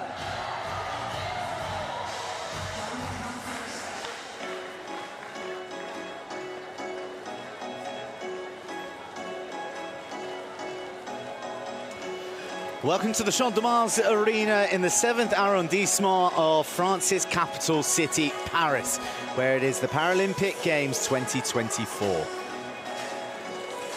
Wheelchair rugby heads into the semi-final stage of the competition, and it is undefeated Japan facing Australia, the reigning world champions.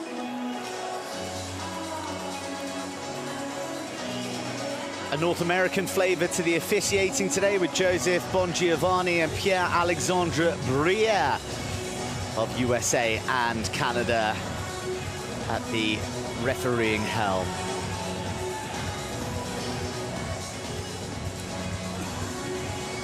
Well, this is the gilded route to glory. Australia lie in front of Japan, and either Great Britain or the United States of America await in that fated gold medal match.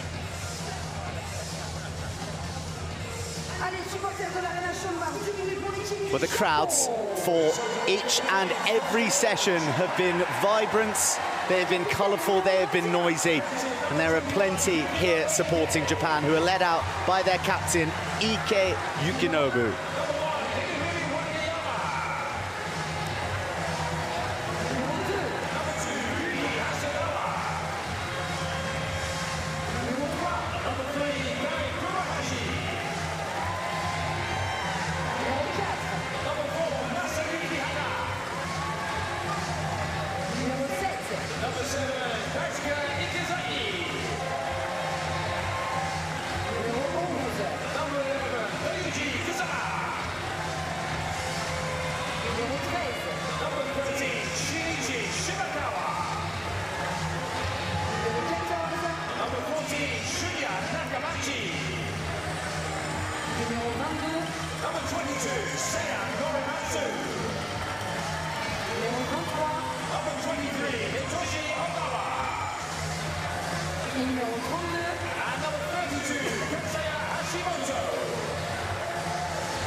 Young Hashimoto Katsuya, one of the stars so far of Paris 2024, at just 22 years old.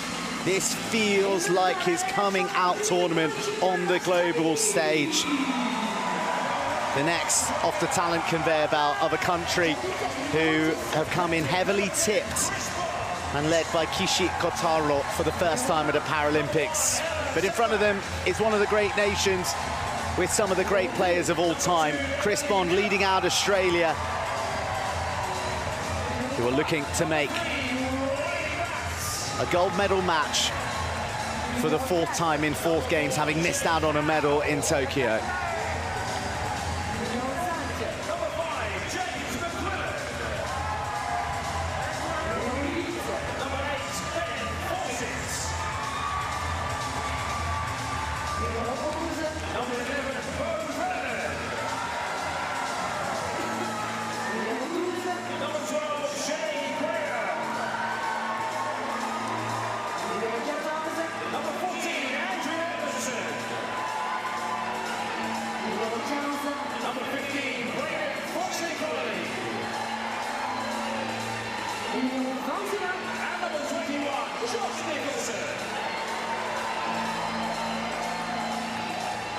Australia out and seeking a gold medal match. Josh Nicholson, the final man to join the team, Brad Duberly's team. A 43-year-old from Kuri, and a man with over 100 tries just elevated in his chair there, Riley Batts, who has carried this team deep into tournaments all over the globe, but the contributions of Ella Sabeljak and Emily Miller have stood out throughout the competition. If you're able, please stand for the national anthem of Japan.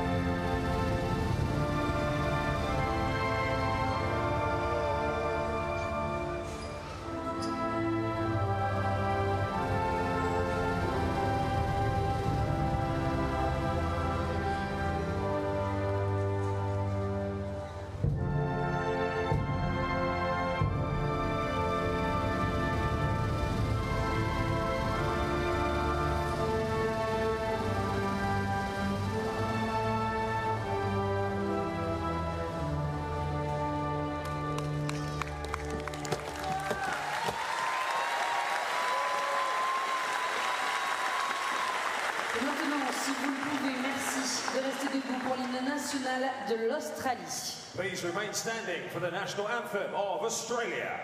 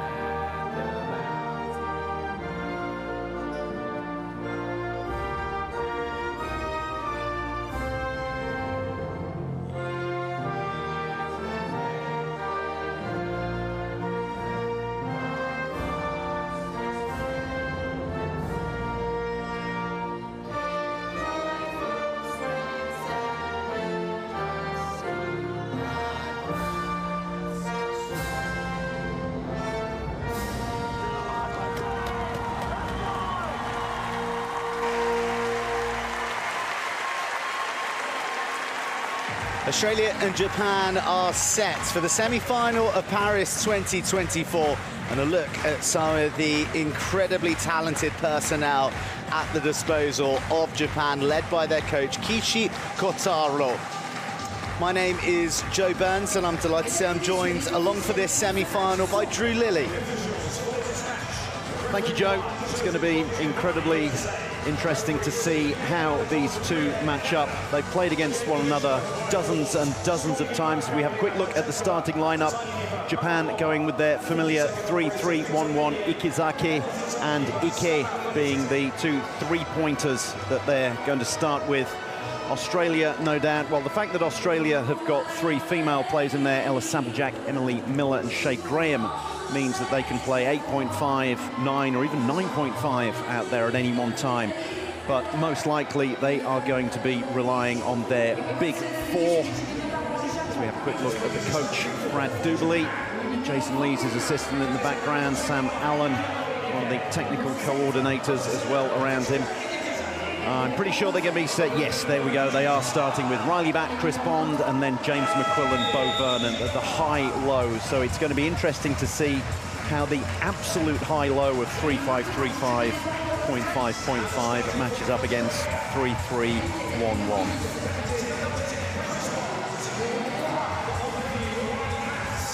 Final tactics being dispatched. And the last opportunity to rouse the passions within for a must-win game for both Australia and Japan. These two met in the bronze medal match in Tokyo, and it was Japan who emerged victorious, leaving Australia disappointed and in the unfamiliar position of ending a Paralympic Games without a medal to bring home. This could be that man's last one. In fact, he said it will be. The great Riley Batt bows out. Will it be in a gold medal match or a bronze?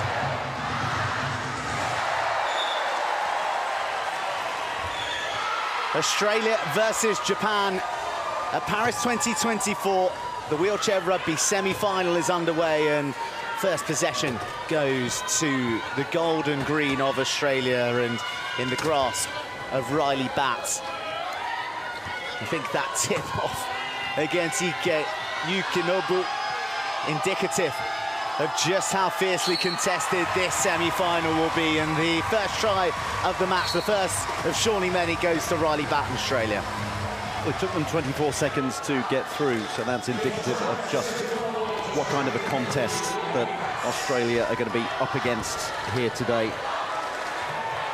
Well, another one of the high classification players, Ikazaki Daisuke, 46 years young, speeds away to the try line, and they've started with a couple of their legends really in Ike and Ikazaki. However, it has been Hashimoto who has really taken the lion's share of the minutes on the court up till this point, and so too the tries.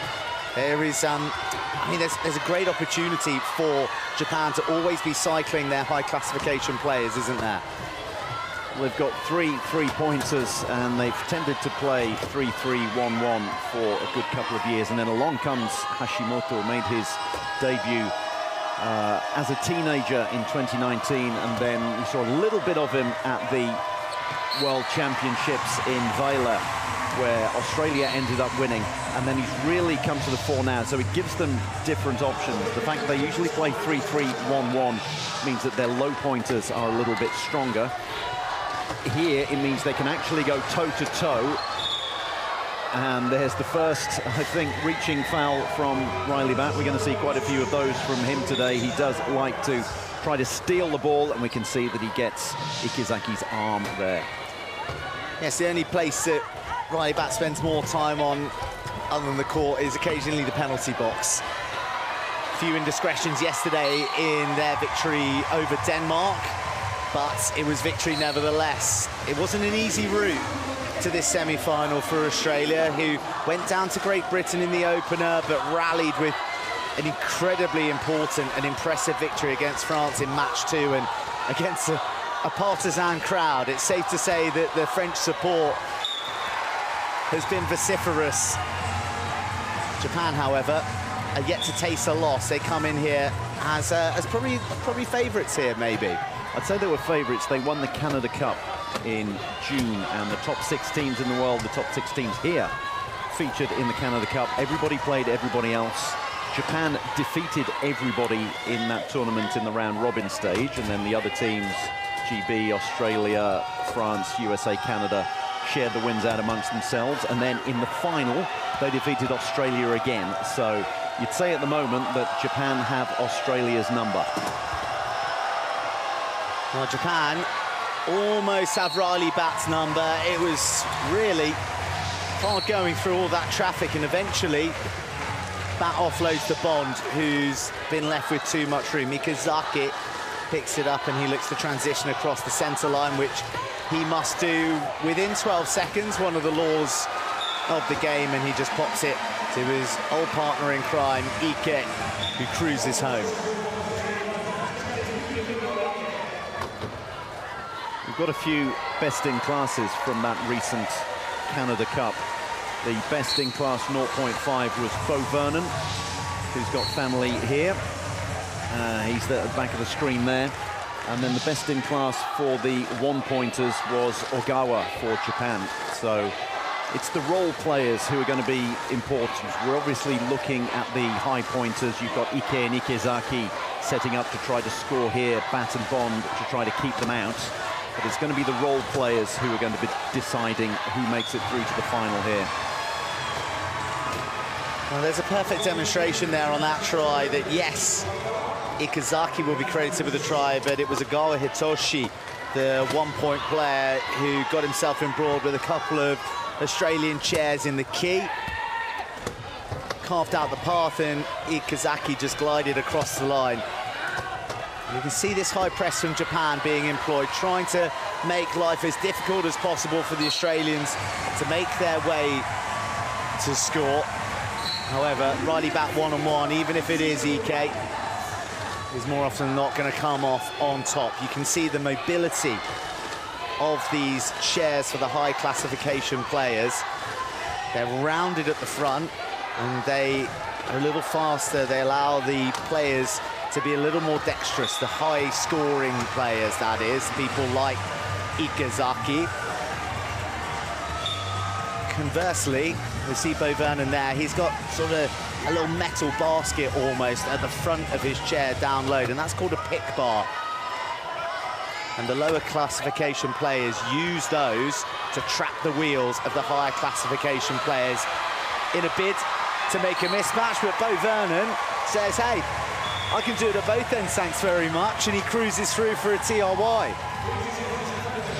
The lowest of low pointers, Bo Vernon. He was only brought in a couple of years ago, but he's been an absolute revelation. As I say, he was best in class at the Canada Cup 3 months ago, and he is integral to this system. Bo Vernon and James McQuillan enabling Bat and Bond to play all the time. Your high pointers are only as good as your low pointers. Reaching foul from Riley Bat. We'll see it clearly here. Trying to get a hand on the ball. You can put a hand on the ball, but not on your opponents. And obviously opponents, if they're clever, can try and offer an arm and draw a foul. It's a dead ball, so it means that substitutions can be made as well. And Japan with a change in their lineup. Yes, Hashimoto, the young star that we mentioned, coming on, and Norimatsu as well, wearing 22. One of those bronze medalists from not just Tokyo, but Rio as well, who plays his rugby for the Fukuoka Dandelion. We've got players from the Fukuoka Dandelion and then the New South Wales Gladiators out there. A bit of a conflict in naming conventions there. The Petals against the Warriors. And it's a New South Welshman who goes over. Riley Bat.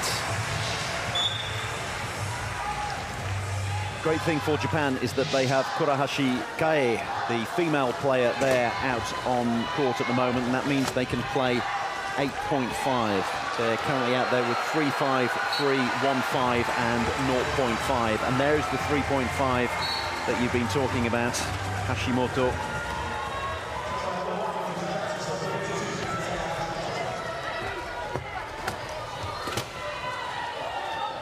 Australia have that option as well. They could play Emily Miller as a low pointer, 0.5, and that would then enable them, alongside her, to play Jake Howe, who is a one-pointer. But Brad Duberly hasn't seemed to trust them all that much. He'd rather go with James McQuillan, who is down at the moment, and Bo Vernon, along with Bat and Bond. That seems to be the tried and trusted route to go down, as Blair Thompson comes out, the mechanic. His brother plays for Queensland, and that's how he got involved in the game. And just a little shot of Kisha Kotaro there, the 52-year-old who succeeded one of the legends of the game, Kevin Orr, who guided Japan to the bronze medal in Tokyo. It was a medal, but it certainly wasn't the colour that they were dreaming of. I think the squad, certainly their captain Ike, have spoken really openly about the heartache of a gold medal that they felt that they were destined to win on home soil, and it didn't come to pass. But they've returned emboldened. It took a long time to shake off that disappointment. However, they come to Paris with renewed belief, and it's justified belief as well. Undefeated on their route to the semi-finals, and a lovely blend with no too much dependence on one player or one lineup. There's great variety to the manner in which they can attack. Ike and Hashimoto put the squeeze on Bond, and there's the first turnover of the match. Ike hoovers up the crumbs, and he'll finish the job too. Incredible pressure there from Japan. They were absolutely hemmed in. You can see Riley Bat racing for that one. It was actually lost slightly before that. The Australians being hemmed in. They're struggling with the inbounds. It's a swarming defence. The Japanese are coming up to meet them. They're not hanging back at all, which is definitely the way to play them.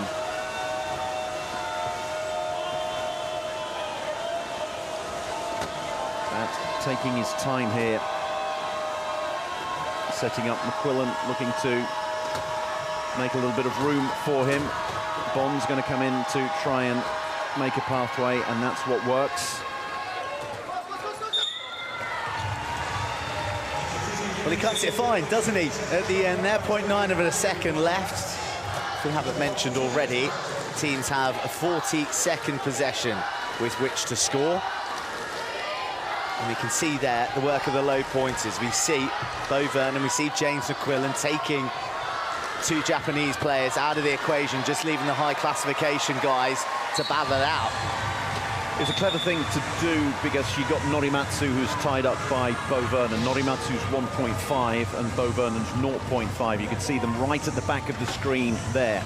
So 0.5 is locking up 1.5, and that's the way you win the mats. So sometimes you're sort of looking at it from a mathematical standpoint in terms of negating high classification players and looking at it in a Moneyball term almost. Yes, so statistics come into play, and they're going to come into play now because there's 1 minute and 15 seconds to go. Australia got the first tip-off, so Japan will get the inbound at the start of the second quarter, so Australia want to score last in this quarter, particularly having conceded a timeout. So Australia are going to be looking at timestamps. 1 minute and 5 is one of them. They've scored with 1 minute and 5 to go.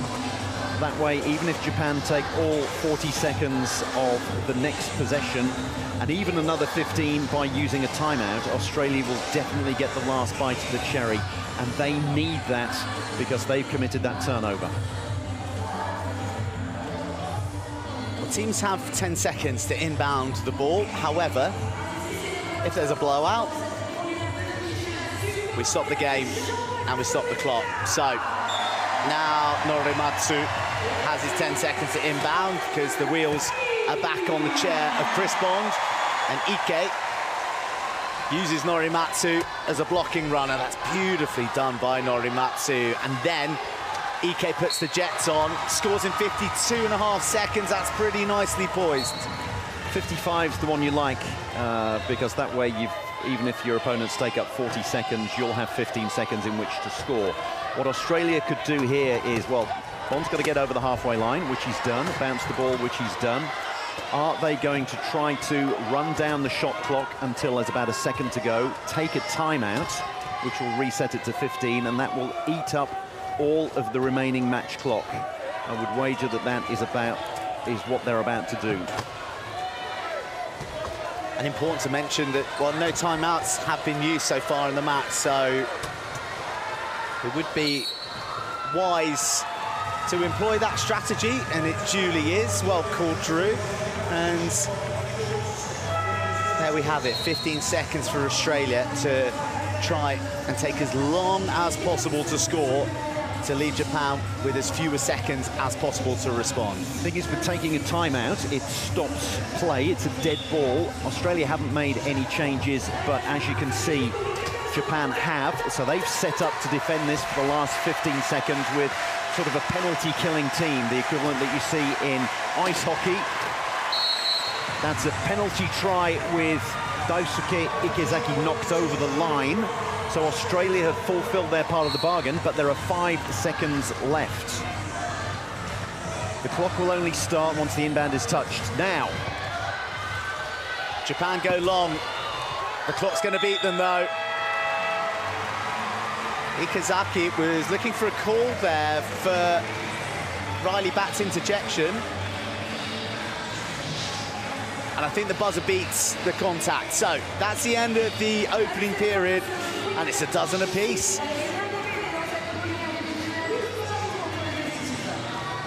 Japan 12, Australia 12. One period down in the semi-final of Paris 2024.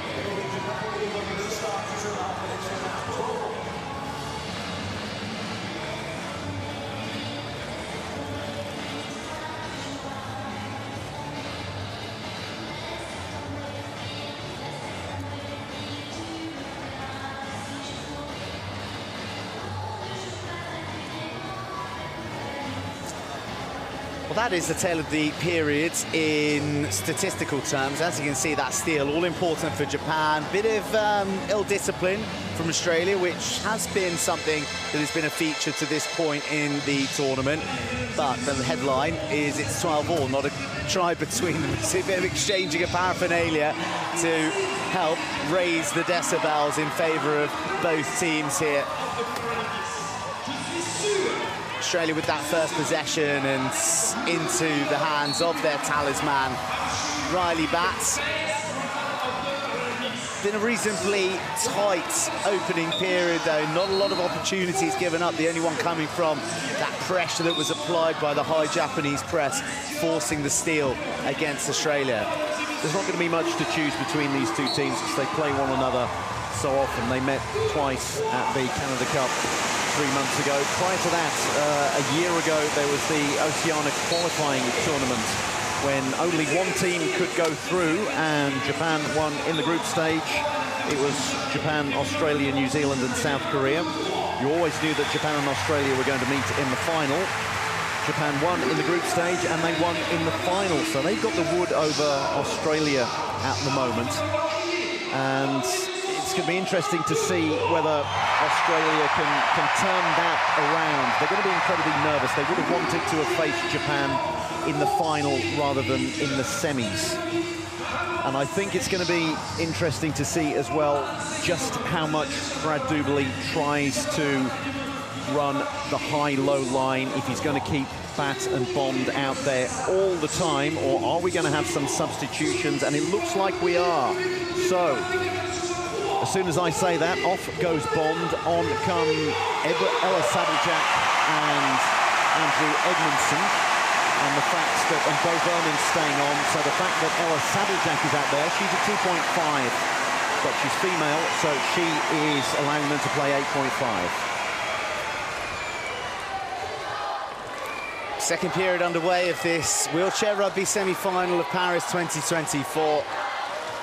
Not a try between Japan and Australia just yet. A dozen apiece before Ikazaki makes it a baker's dozen for the Japanese side in red. And onto the ball is Andrew Edmondson. Third Paralympic Games for Edmondson, who combines with his fellow New South Wales countryman. Riley Bat, shimmy of the shoulders, sends EK for a sandwich and cruises home for a try.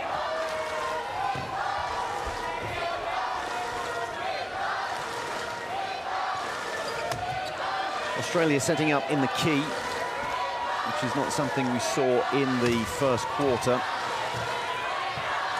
Easier to do when you've got a couple of mid-pointers in there as well.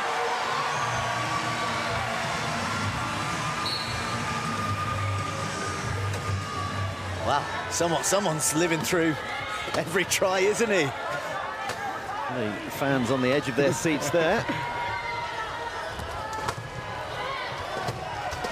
There we go, first interjection from Ella Saddlejack, who was at the last Paralympics in a wheelchair basketball capacity. So she made the switch, described herself as crazy for doing it, but has fallen in love with the culture of the team, and now here she is, a double Paralympian across two sports. Well, you are allowed to play both sports. It's not a case of if you play one, you have to give up the other. Particularly with wheelchair sports, it's always important to play as many sports as you can, and we love borrowing and lending players between wheelchair rugby and wheelchair basketball. She brings a heck of a lot to the team. She is a very agile, coming from wheelchair basketball where she would be a low pointer. She's the top of the range of mid-pointers here. We're going to see how good she is on the inbound here. The fact that we've got, it means that Bo Vernon doesn't have to do the inbounds anymore. And then the great push that she's got, the acceleration, and also the fact that as a female player, she enables Australia to have 8.5 out on the court at the moment. More female participation than any Paralympics previously here at the Wheelchair Rugby in Paris, 13 across the 8 nations. And 4 of them in this semi-final.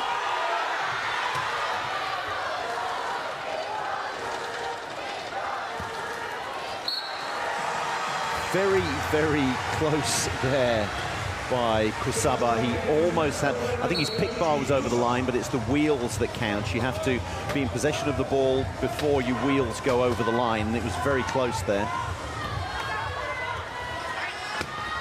Oh, big rejection coming in from Ike, but the ball bounces kindly for the Australians before contact arrives, Ikazaki style. But Andrew Edmondson says no way through.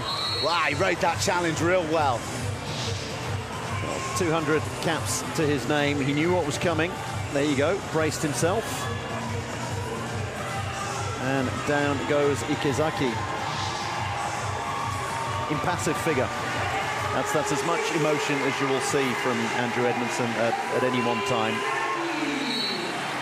So there was a stoppage in play, and that enables more changes. And once again, Australia have gone back to high-low. So Chris Bond comes back on, and it's not James McQuillan, the other low pointer, but Ben Fawcett who's come out. So they're very, very keen to have Bo Vernon out there almost all of the time. He seems to be Riley Batt's personal low pointer.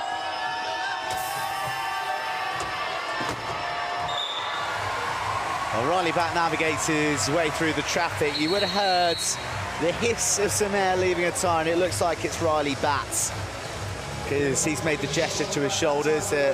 He's got a bit of a mechanical difficulty, but not enough air.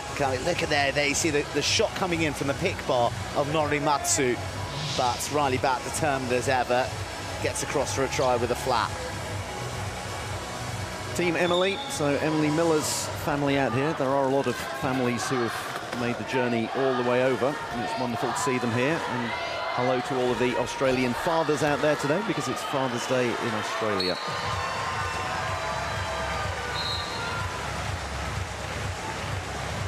The Japanese matching the levels of support, though.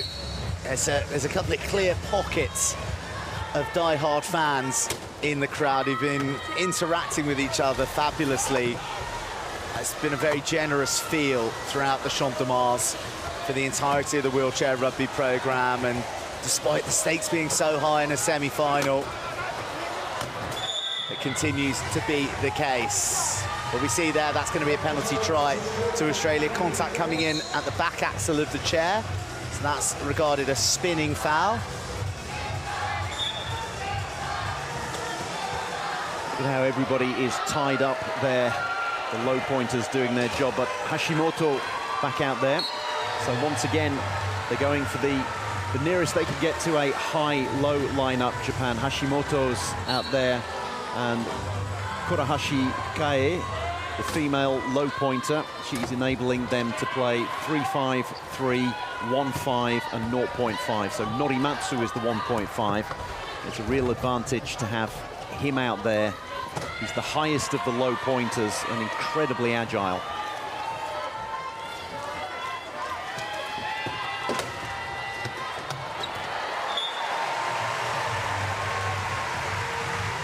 Japan, Australia going wheel to wheel, try to try at the moment.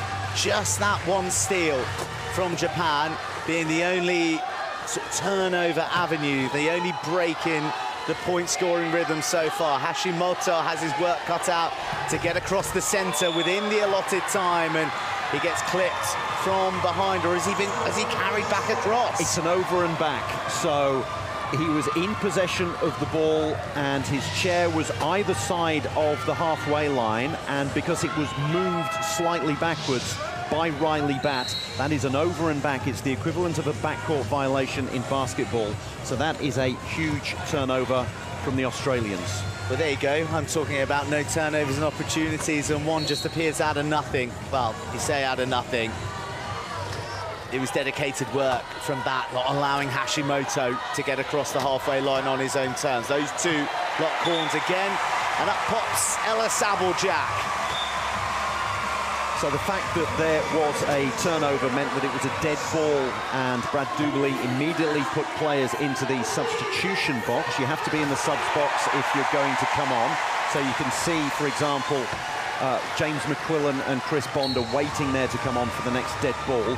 Duberly got his players in there as soon as it was a dead ball and then brought out a different lineup, and an incredibly quick change. So a lot of changes from Brad Duberly. In, out, the high-low to the balance, back to the high-low, back to the balanced. It's to try to throw Japan off their rhythm. You get into the habit of knowing who you're defending, who you've got to keep an eye on, and suddenly it's a different player and a different classification, and you've got to do a different job. Duberly's doing a great job of that at the moment. Well, that was an important arrival from Saboljak as well, because Norimatsu was making a nuisance of himself and almost, see, look there, almost had Riley back, but Saboljak read it. She saw what was unfolding, and her appearance allowed Riley back to then get the ball away. Likes to try, doesn't he? He likes a cap as well. 350 appearances, or 352, I think it is, today. Trying to catch up with Brad Duberly, but Brad counts his appearances as a player and as a coach, so he's well over 500 and is always quick to remind the players of that as well. Hashimoto may not quite be up in those sort of echelons as far as caps are concerned, but I think give it a while. Age 22. I think there's a pretty long runway for this young man, and he is set to take off in Paralympic Games to come. Exactly, you've got players like Shimakawa Shinichi for Japan. He's 49 years old and still going strong. He's behind Ike and Ikezaki in the pecking order, but he's still very much part of this squad. So you can have a very long career as a Paralympian. We haven't seen Shimakawa really in Paris, which is a pity for one of the greats of the game, a guy who can, well, has at times done things that I'm not sure any other player can do. His instinctive nature in which he plays the game. He's been an inspiration for a lot of the players out there. In fact, he founded the Blitz Club, which a lot of these players for Japan play for. Founded it back in 2005, so he's been at the forefront of bringing this young crop through as well for Japan. Ike ended up going out of bounds, so he's been sent to the sin bin. So it's 4-on-3, but more importantly, it is 8-on-5 in terms of the classification. It's also enabled Australia to make yet another change. So El Saboljak has gone off. Josh Nicholson has come on. So a very similar player, but one with huge amounts of experience. Riley Bat making sure he isn't pushed back over the halfway line, and then finds his New South Wales and Australia teammate, Andrew Edmondson. Really am impressed with the rapidity, the quickness of thought and reaction of the Australian bench in making all of these changes. They've obviously got a huge game plan, and it's what they need, because they've lost on a number of occasions to Japan in recent times, and they've got to do something to change that.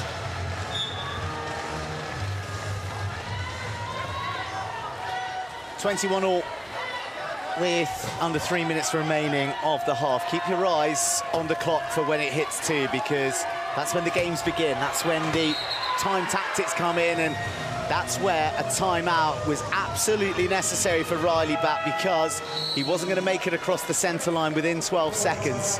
If he hadn't called the timeout, it would have been a turnover, but instead, Australia burned their second player timeout of the match. All of Japan still intact, but again, a testament to the high pressure of this Japanese side. I think Australia would have preferred to have kept that. They used their first floor timeout to run the clock down and get the final score of the first quarter, so that was absolutely perfect.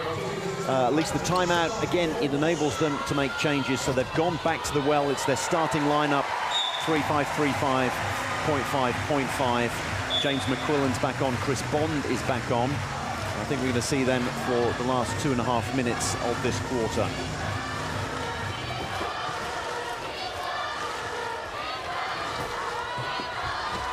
Japan as well have gone back to their original starting lineup, so they've gone 3-3-1-1.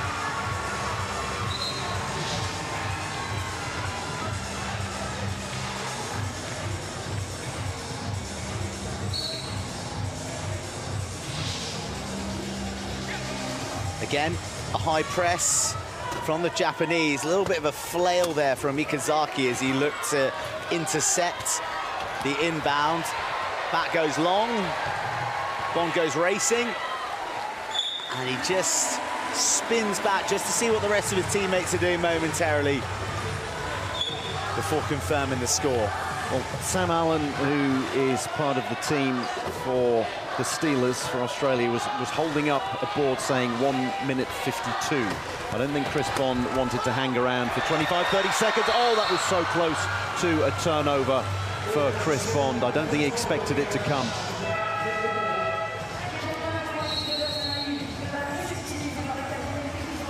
His wheels were pretty much over the line as it is. He wanted to call a timeout. There's so many things going through his mind there. Ike's been in good humoured spirits throughout a lot of this campaign. Sees the lighter side of a near critical turnover. Well, I guess you can crack a smile when it's sort of fallen in your favour. You mentioned there, Drew, like the number of things that you're thinking about. You're thinking, where are my wheels? I've got to reel this ball in, and I've got to call a timeout before I hit the line. And a little bit too much processing demanded of Chris Bond on that occasion, but notice serve to Ike, and Australia's desire to get their hands in the cookie jar. Great power, great determination from Hashimoto, who just thrashes his way through the two chairs of Australia. In fact, the ball went out of bounds. It reset the shot clock as well as far as Japan were concerned. So it gave them a full 40 seconds in which to score and in which to manage the clock. Australia now, clock management. Sam Allen's put up a board saying 1 minute and 2 seconds. That's when they want the Australians to score. Obviously, the most important thing isn't time. It's actually the score on the scoreboard. That's what tells the tale at the end of the day, not the match clock. Wow, I'm not sure that Chris Bond was fully expecting that, but he just glanced over his shoulder at the right time and showed excellent reactions. Norimatsu to Ike, who's got such a strength in how high he sits in his chair and also his dexterity to take the ball one-handed. He sort of pops that arm up like a periscope. Despite having McQuillan and Vernon on him, Hashimoto, well, gets a bit of friendly fire from his captain. Vernon's come back and has done a great pick. He's got to bounce the ball every 10 seconds or pass it. Back deep they go. Hashimoto can't move at the moment because he's got Bo Vernon and Riley back attending to him, but Ike busts his way through, winds down the clock a little bit more, and Australia, if they manage this correctly, should be the last to score in this half. And the good news is they've got the first possession of the second half. Easier said than done, though. Can they take 31 seconds off the clock? They're not going to want to use another timeout. They're just going to want to score. It's going to come forward to Bo Vernon, and he can't take too much time. But he bravely is taking time. He's going to have to try to, hand it over. No, he's going to roll over the line himself. So, is everybody going to get back in a blitz? They're staying forward. Hashimoto puts on the jets, looks to wriggle and slalom through. It's epic defense, but Ike arrives just in the nick of time. Or did he? Either his wheels were over the line or it was too late, but that has not counted as a try. It was waved off by referee Bongiovanni. Huge moment that. Keep your eyes on Ike's wheels here. Oh, we're missing the smoking gun there. Either way, it was either the clock or his wheels were over the line, but it's not counted. So drama at the end of the first half, and it's drama that has fallen in the favour of the Steelers. Japan 24, Australia 25.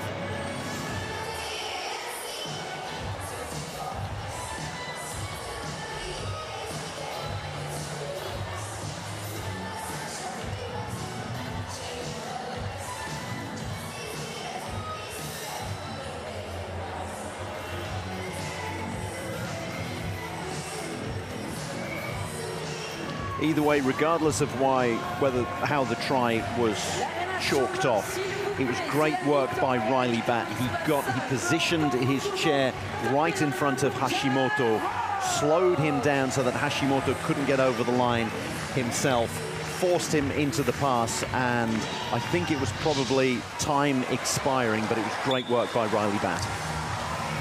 Oh, Riley Bat, so accustomed to grabbing the headlines for try scoring, but on that occasion, it was fine defensive work. And the game has opened up in the latter stages of this second period. Ike showing his full range of passing, a little bit of a no-look going long to young Hashimoto. Feeling that Japan have yet to fully find their groove in this match. And Australia are growing in confidence. And Hashimoto, the biggest game of his career, he's locking horns regularly with that man there, Riley Bat. The advantage that Australia have is that so many of them have played for so long on the biggest of stages. Obviously, we're now seeing Ella Saville-Jack, who is making her Paralympic wheelchair rugby debut, but she's been on the biggest of stages, as you said earlier, as a basketball player. So this is the tale statistically, just that one steal, but obviously the turnover there for Australia. Penalties have mounted up for Japan, but it is Australia that lead by a solitary try at half-time.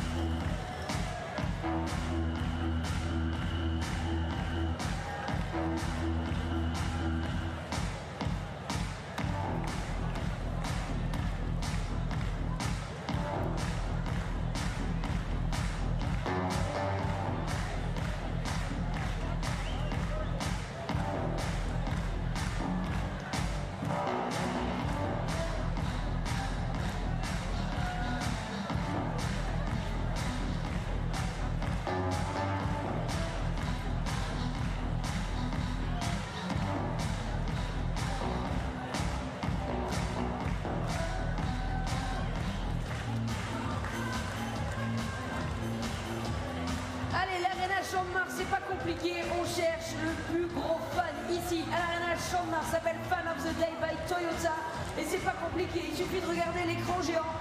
Voilà, vous êtes dans l'écran géant et comme vous voyez, il faut tout donner pour être le meilleur fan du jour. De la première à la toute dernière seconde, on bouge, on bouge, on bouge, on bouge. Allez, l'arène à Champ-de-Mars, je veux vous voir bouger. Donnez-moi tout ce que vous avez. C'est la première demi-finale de cette compétition de rugby fauteuil. Ici, rien n'est fait dans ce match. Ok. Comme ça, c'est bien.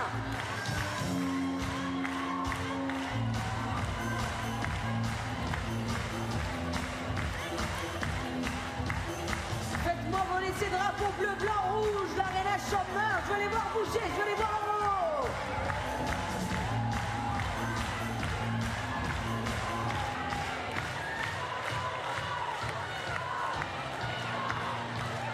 Et normalement, avec cette chanson, les supporters du monde entier vont voir comment nous on fait la fête ici, en France. L'arène à Champ-de-Mars, ça va être à vous de tout donner. Est-ce que vous êtes prêts?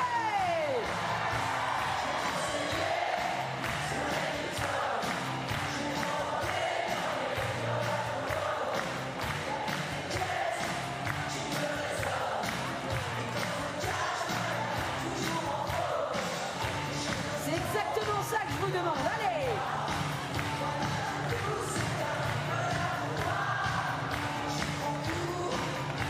Et attention, on se prépare. Tout le monde debout pour le refrain, s'il vous plaît!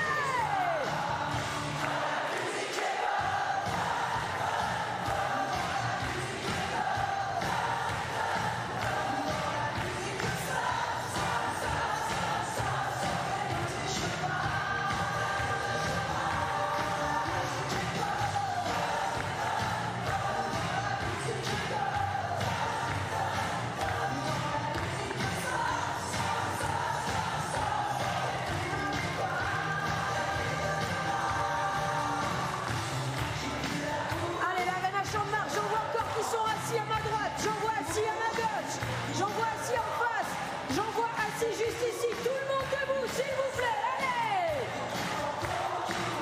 Comme ça!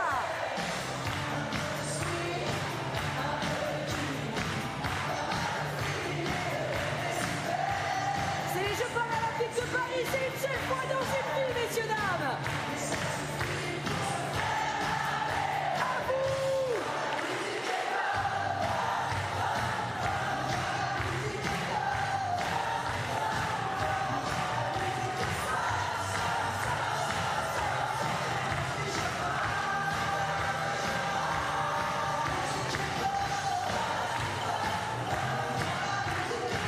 Plus fort, l'arène à Champ-de-Mars!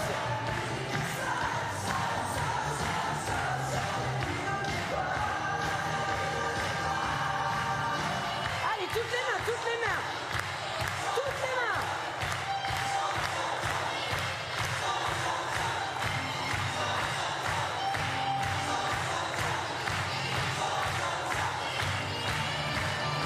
Maintenant, tout le monde!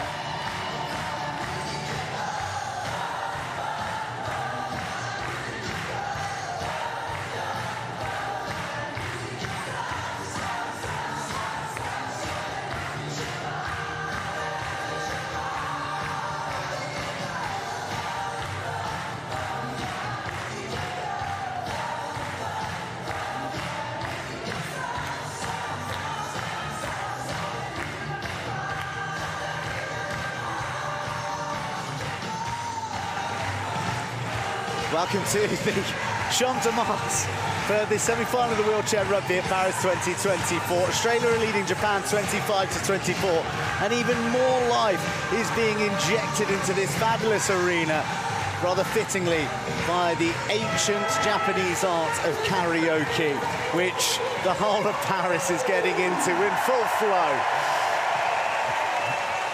A bit of Jean-Jacques Goldman there, if you were keeping score at home. That was the song. So, Australia getting us underway, and they've gone back with the balanced lineup. Ella Sabeljak is back out there as well, along with Andrew Edmondson, as well as Riley Batt and Bo Vernon, and it's Ella who goes over for the score. So Australia playing 3-5, 2-5, 2 and 0.5, 8.5 allowed.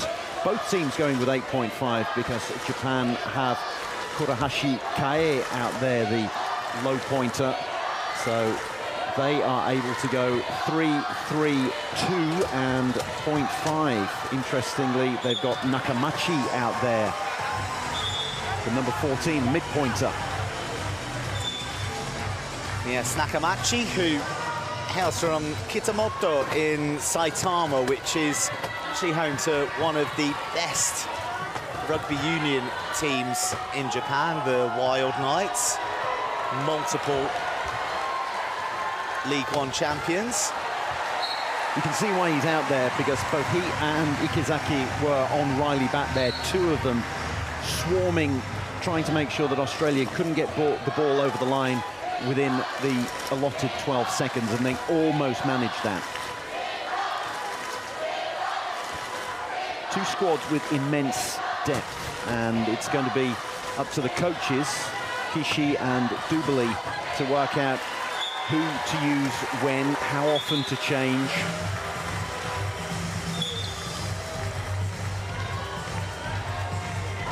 So Australia still with their one-try lead, and the importance of the possession from the start of this second half illustrated by the fact that as soon as it started, Australia scored, and they have that two-try cushion. A break, if you were to put it into tennis terms, and that is reinstated by Riley back, coasting across the line. Nice bit of interplay there in the middle, and Ike is on the ball now, surveying his options. That one-armed grip of his, freeing things up for Ikazaki. And you see there Kurahashi and Ike looking to keep Riley back out of the equation, up by the centre line, and they do so successfully, and Ikazaki strikes. Back comes Bats to take the inbound. Oh, that was fortunate. Sabeljack seeing the ball ricochet off her chair and onto the wheels of Vernon. Now it's another squabble on the floor. It breaks free. A timeout's been called. And Riley Bat prays to his teammate to relax. It was a messy passage, wasn't it? So Sabeljack, it ends up bouncing off her wheel. Vernon managed to pick it up and hand it back to her. It's a stoppage in play, so it means that substitutions can be made. So Australia have gone back to their starting lineup. It was an Australian timeout that was taken. So at some point, one of the Australians had the ball in their possession and called a timeout. They've maintained possession. They can make it now a 2-point lead. However, they've used 3 of their 4 timeouts. Nice blast coming in on the chairs from both Ike at the end there and also Nakamachi. A 2-point classification player, not quite enough brawn to hold Riley Bat. But as he said, Drew, that 2-try cushion reinstated. Ike causes Bat and Bond to collide. But Japan looking a little bit more motivated now. They want to hunt down this lead that Australia possess, and they want to do so by putting on pressure high up the court, which has been their MO for much of this competition in Paris. Oh, squeezed out. And that's the telepathy between Bond and Bat. Just when you think they've got themselves into a spot of bother, they manage to find a branch and pull themselves out of the quicksand. Well, it was the shot clock. It was about to tick down to 28, and yes, Bat got himself free. Bond found him. Double pump from Ikazaki. Gets bought by Bat and McQuillan. And Ikazaki goes home. Someone needs to get themselves free here for Vernon to inbound to. And that is a win for the Japanese. You spoke about that pressure. Vernon was forced into a risky inbound. Ikazaki got onto it, and then the last contact is off the back wheel of Vernon. So there's the turnover that Japan were craving. This is their opportunity to level things up. Bond was telling Vernon afterwards, put it higher, put it as high as you can. So it's a corner inbound, which is an awkward one. They've managed to get it in, but they've got 40 seconds, obviously, to set up and score.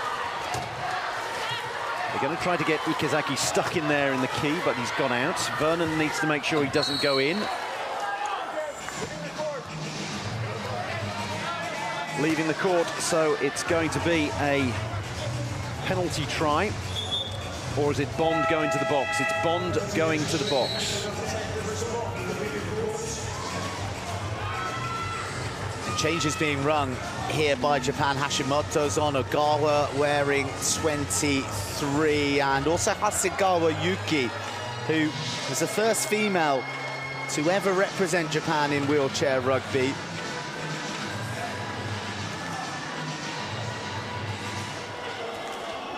Another honing her craft at the blitz, along with Shimakawa and co.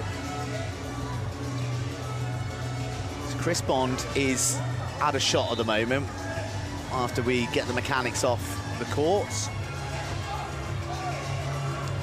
And he's just gestured because he was in the wrong penalty box. He was in the Japanese one, so now he's moved across.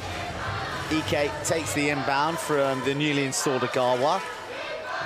And Ike now is not going to be in a rush because he's dispatched the rest of his team. There we go. We see Hasegawa go to block off Chris Bond, and it means that he's going to have to nominate himself for the inbound, which means there's going to be less high classification players to potentially receive it. Riley Batt is probably going to be the only one, but he's so good at getting out of a tight spot, isn't he?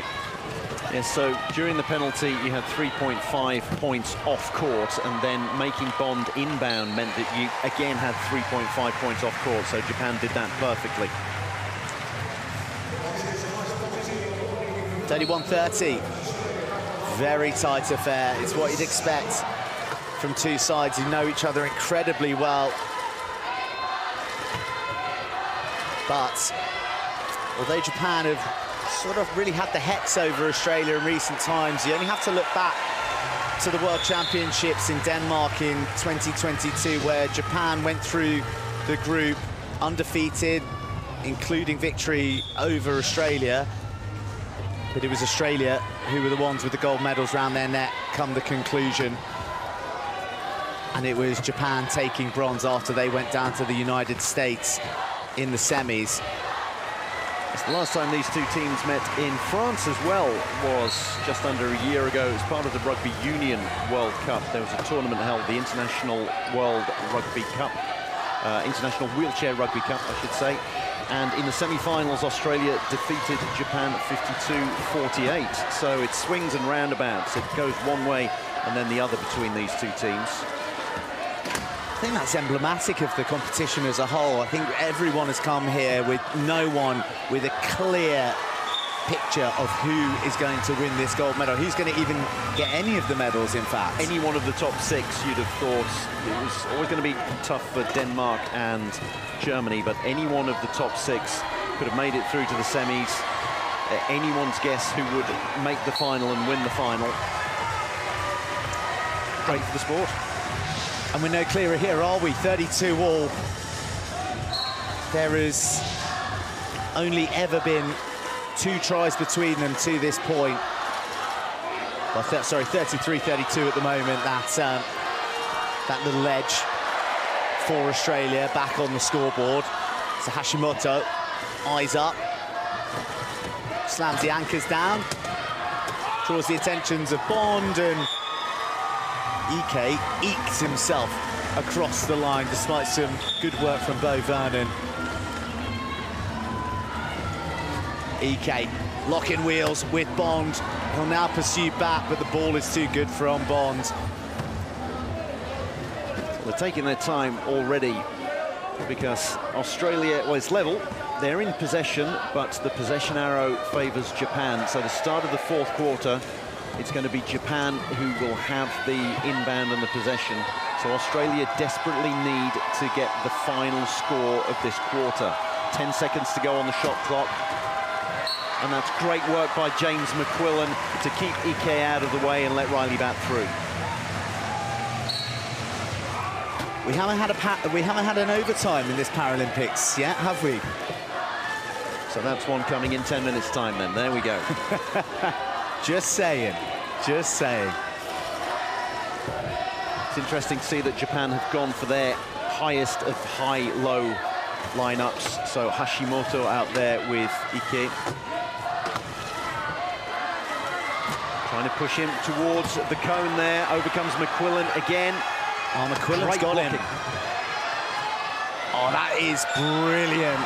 Brilliant from Hashimoto, and so wise from Magawa to spot that his high pointer was in trouble and to put himself into a position and control the chair as well before receiving the ball.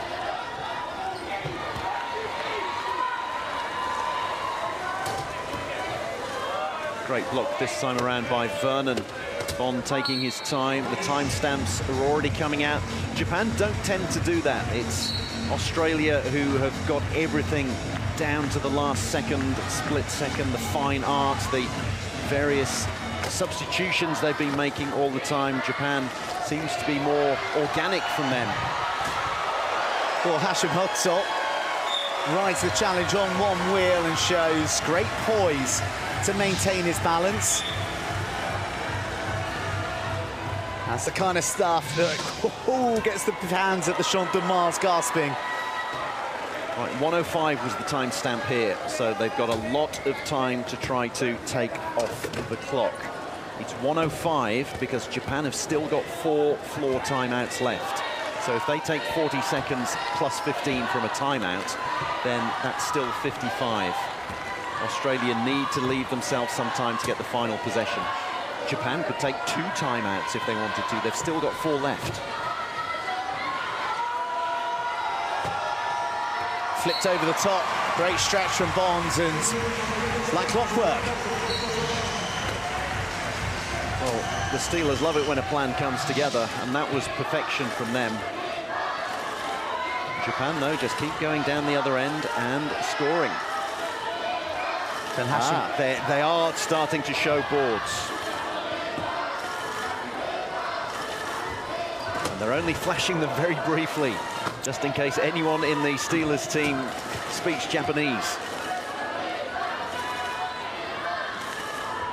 Ball being zipped around, and the Australians know what's up. They're now making moves to try and preempt what the Japanese have in mind for when they do call the timeout. Riley Batt comes over to say, get a move on.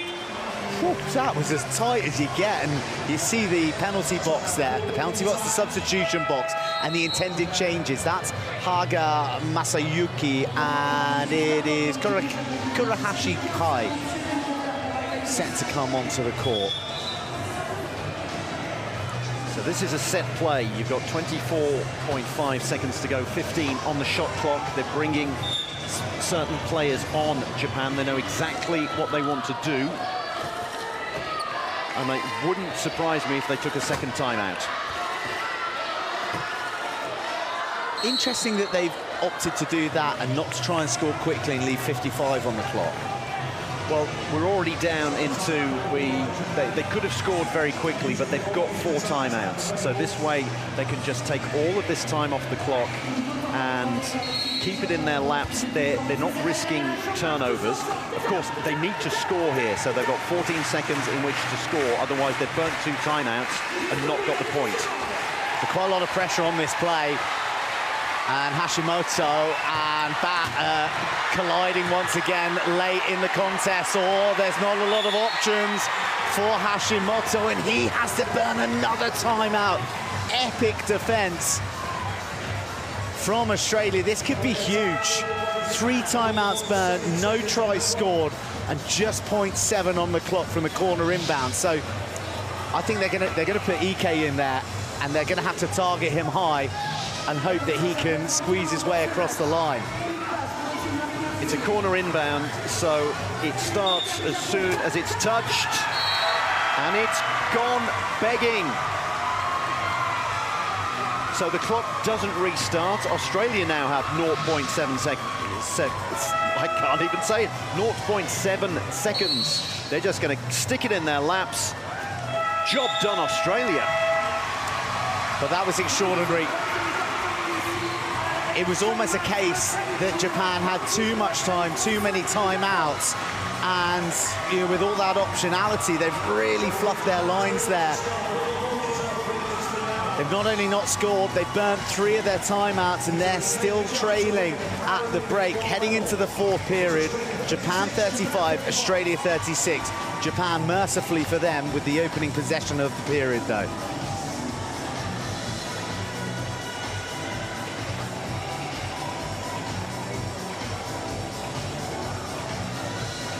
My question to you, Drew, is what is that going to do psychologically to both these sides? As we take a look at the stats and we see the steals, you see the turnovers, they're so few and far between.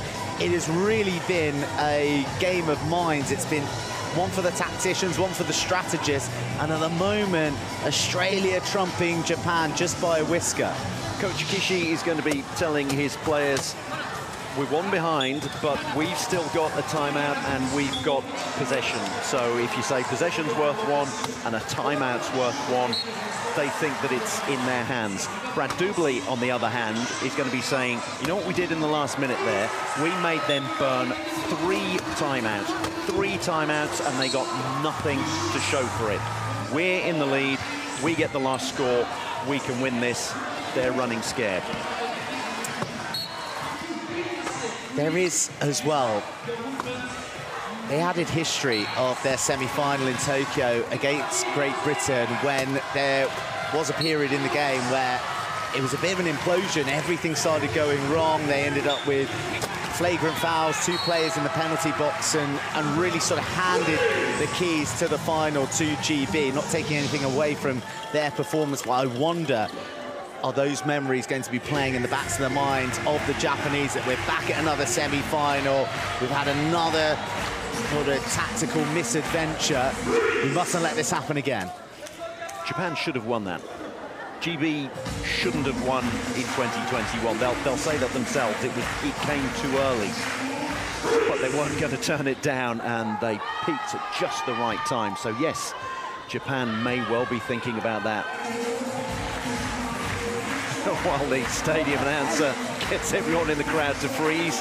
I don't think Riley Batt was listening to him there. This is a new one. We haven't seen this. They're saving their best till the semis, and maybe there's more to come in the final. It's not the only thing freezing here at the Champ de Mars. It's heart-stopping wheelchair rugby action for the semi-final of Paris 2024, and Japan are trailing Australia by a try.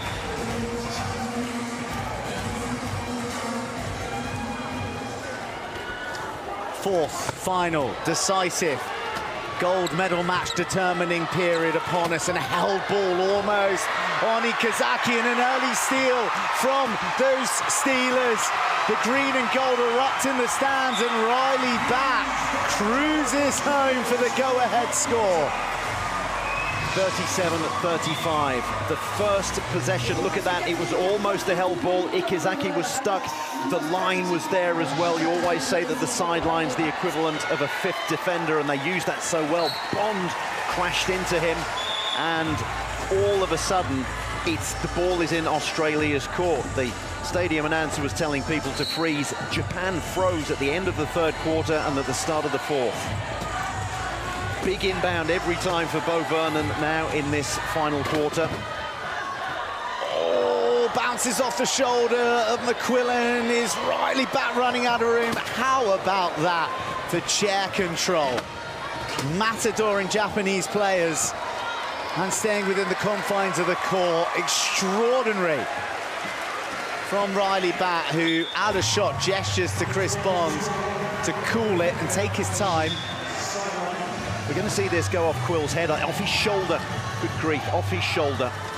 And he keeps that in, doesn't put a caster over the line. Quill will tell you afterwards that he braced himself and knew exactly what he was doing.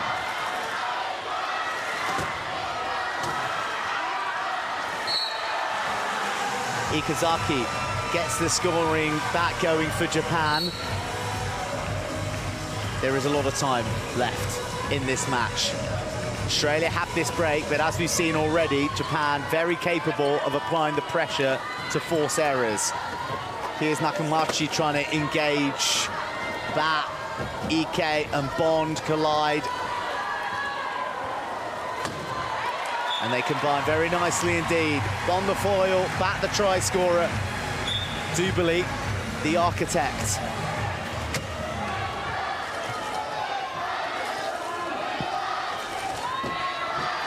Both teams swarming on defence, trying to prevent their opposition from getting over the halfway line, making them work to do it.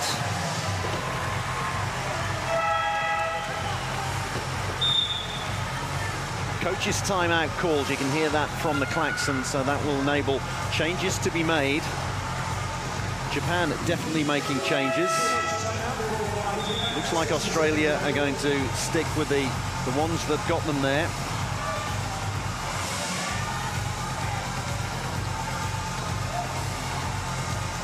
Riley Batt's calling for an equipment timeout. I think he needs some re-strapping done.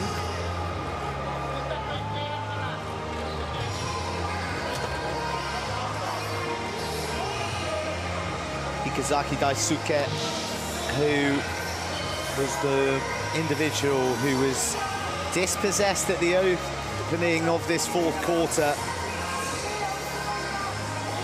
Otherwise been in fine form, so experienced.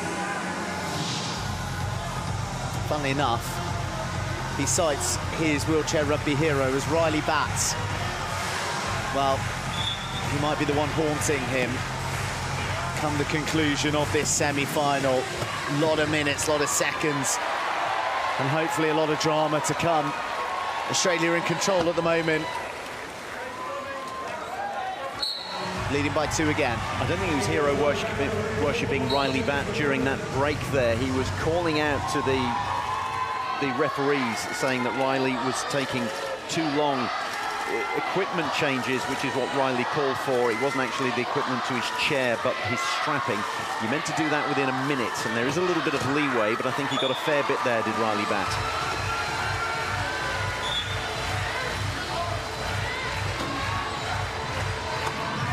Six minutes to go. There's only 1 point in it. It's about to be 2, but only really 1 point in it, and there's still that one timeout that Japan have got in their pocket.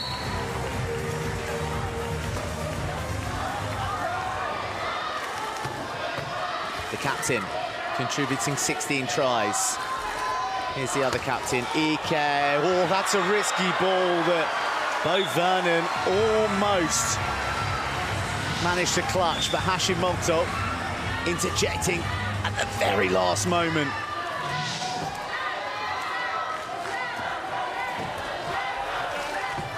Vernon, a great block there, took Norimatsu, took 1.5 out of the equation. Kurahashi makes a nuisance of herself for Riley Batt. Ike is coming round. Hashimoto will be there, but Vernon unattended. Had to keep an eye on his wheels at the front. But cool and collected, Bo Vernon makes sure of the score. Perfectly done. Loads of room. And he's tying up Norimatsu again. But it was Ike this time who got free. Well, that man, he's going through it, isn't he? Just like we all are. This is on a knife edge. Ike's going to be told off for not letting Vernon come back to take the inbound. A little bit of gamesmanship there, which is what you're going to see in the last 5 minutes of a semi-final at the Paralympics. Bond and Ike colliding. Norimatsu was trying to help him out there, but it was too dexterous, too elusive from Bond, who then links up with Batt. Flags being waved in the crowd, but looking very nervous, the fans. I think all the fans here, even the neutrals, realise just what a match they are privy to here. Norimatsu doing a great job blocking and taking Chris Bond out of the equation. Ike circles back. Australia well resourced around the key, and Bo Vernon doing excellent work of ensnaring Ike. He's got 13 seconds to try and fashion a try. Hashimoto gets locked off. Kurahashi is otherwise engaged by James McQuillan. Oh, Norimatsu takes it. Chris Bond is there. He gets a helping shunt from Hashimoto. 0.8 seconds left on the clock when they got over there. He positioned his wheels well, Norimatsu. It was like a plant in snooker, wasn't it? Just coming in and cannoning into his own player to send the red chair across the line. If Japan end up winning this, it'll be down to that play there, because they didn't lose their nerve, they didn't call a timeout, and they ended up scoring after 39.2 seconds. Hashimoto wins the race.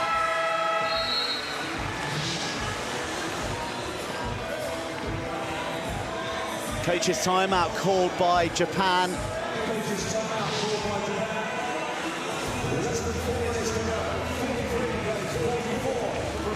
And there we go, the minutes played. Bat, Vernon, Bond and McQuillan all instrumental, and Ike is having a captain's knock as far as Japan are concerned.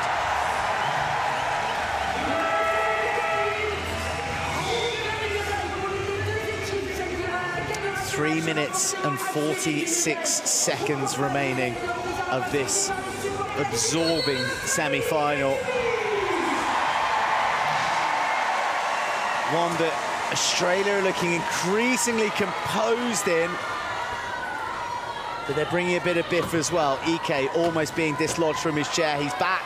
Oh, that is exceptional from Ike to keep out the Aussie captain. They're in real trouble now. He spills the ball. He goes out of court, and that's a huge moment for Japan. I was thinking any turnover now could be absolutely crucial, and Bond just putting a wheel over the line. There is the turnover. That was all about Ike. That was all about the captain who hounded. He pursued Bond. He wouldn't give up. And while they do have the turnover, they still got to convert it. Yes, it's like in tennis, it's not a break until you've held service. It's not a turnover until you've scored from it. We saw that earlier in the session. Canada giving away a couple of turnovers and then immediately getting the ball back. So not conceding from it, but it's the Japanese fans in the crowd who are up and about at the moment. They've been chasing the game for so long, and all of a sudden they've got the opportunity now. It's a corner inbound, so a little bit of an awkward one, but they've got 40 seconds in which to equalize. And after that, it's going to be down to who uses their timeouts better and who gets the final score of the game. That taken out by Ogawa on this near side. Ikazaki is one-on-one with Bond, although there's a lot of movement and many chairs. But it's brilliantly carved into the hands of Kusaba. First major competition, a Paralympic debut, and a big try in the fourth period of the semi-final.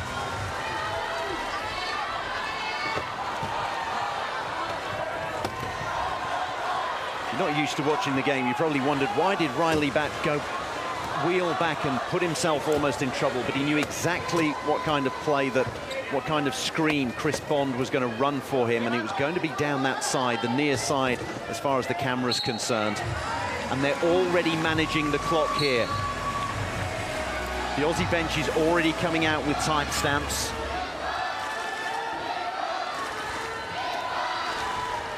Nippon is the shout in the crowd. Japan with the wind in their sails. Fizzed into the grip of Captain Ike, who's looking to rally his team. And they're putting the squeeze on Australia here on the inbound. Bo Vernon finds his captain. Good movement from Chris Bond, and off he races. Ike following him like a shadow again. 1:52 is the timestamp that Australia are calling for. You can see it just there on the bench, just being held up on that screen.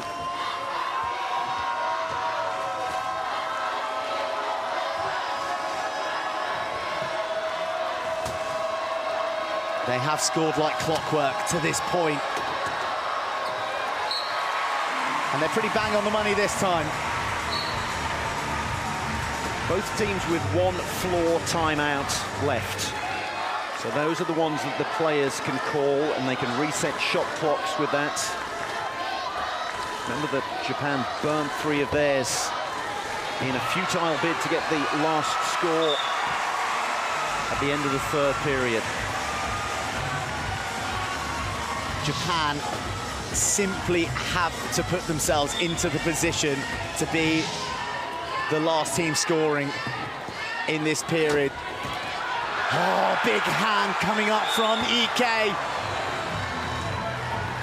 And were Japan able to claim the possession? They weren't, no, it's gone out of bounds. So the ball was lost, knocked out from Ike, and then I think he might have got a grab onto it, but was then pushed out of bounds. No, couldn't quite get hold of it there. Ogawa, he's a one-pointer, he's the best one-pointer in the world, but he hasn't got the trunk function to lean down and grab that in that a higher point player would have, but that was so close.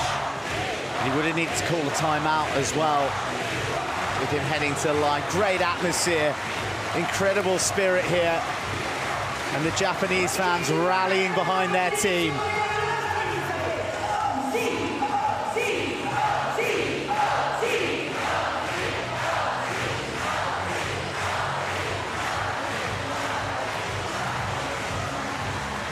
Chris Bond there looking absolutely exhausted. There's 1:38 to go. But depending on how things go, he may have another period to play. That is if we do get overtime. 1:05, the call from the Aussie bench as being indicated.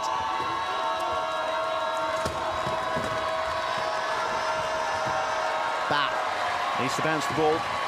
Gets himself away, and really, it's up to him when to score now. He's there at the line. He does have Ike for company. And look at him, the confidence with which to pick his moment. And 1:04 will do very nicely indeed. Say the confidence, there's not a lot of confidence in the fans here. They are absolutely biting their nails down to the quick.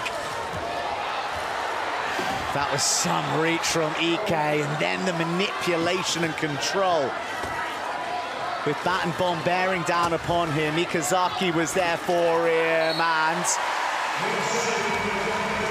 that was great work by Kusaba, the youngster, the number 11 for Japan. He was taking the attention of Riley Bat, and that meant that Ike was free at the end. 43.3 seconds to go, and Australia have a timeout. Are they going to gamble and use it? More fine work from Ogawa, but Bat gets free. Japan have to stop Australia here. 23 seconds ticking down. The gold medal match rests on this play. Out to Bond it goes. Extraordinary control, timeout called. And they will back their skills against the clock. So for those of you not overly familiar with wheelchair rugby, floor timeouts mean you can reset the shot clock. So the shot clock goes back to 15. There are 14.8 seconds left in the match. Australia trying to do perfect time management. The clock starts now. Big hit coming in on Bat as he takes it. He's then surrounded. The ball goes loose. Where's it going to end up? It's in the hands of Ike. Japan could go coast to coast, but he may just opt to hold on and take us. Oh, there's the timeout. There's the timeout from Japan. I thought we were going to overtime, but there is 0.4 seconds now for Japan to potentially miraculously steal this victory at the death.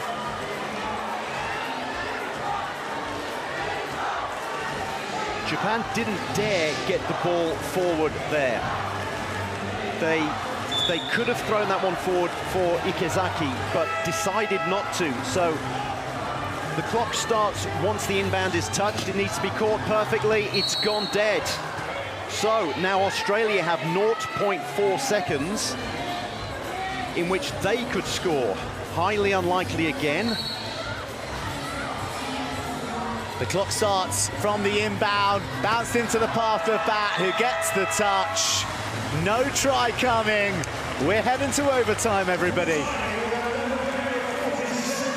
Australia had that within their grasp. They had possession with 55 seconds to go and a timeout and couldn't convert, but that's down to the swarming Japanese defense. We will now have an extra 2 minutes. It will start with a tip-off, and the tip-off is going to be so crucial, and each team will have an extra floor timeout.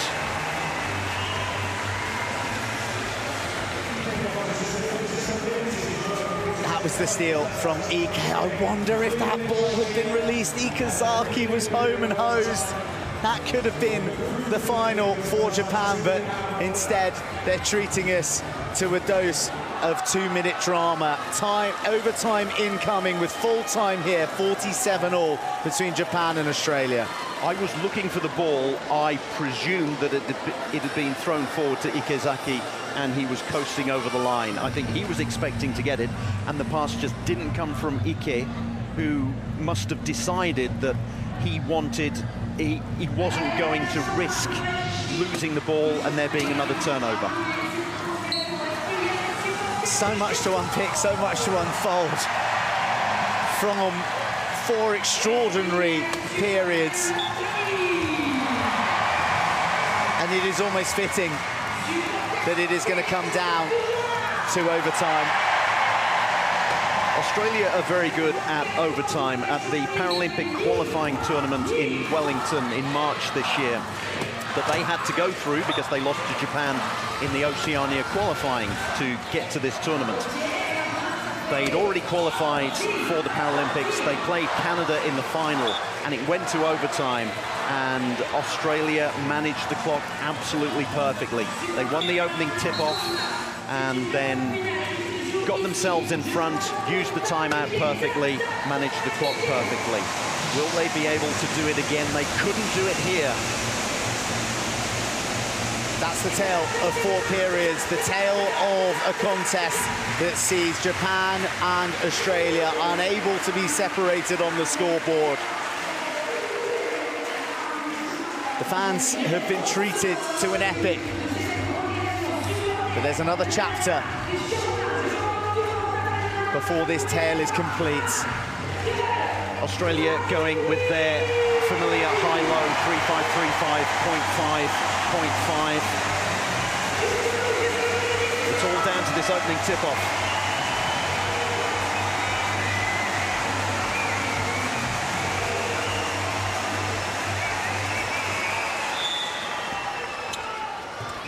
Ike claims the opening possession, and it's into the lap of Hashimoto.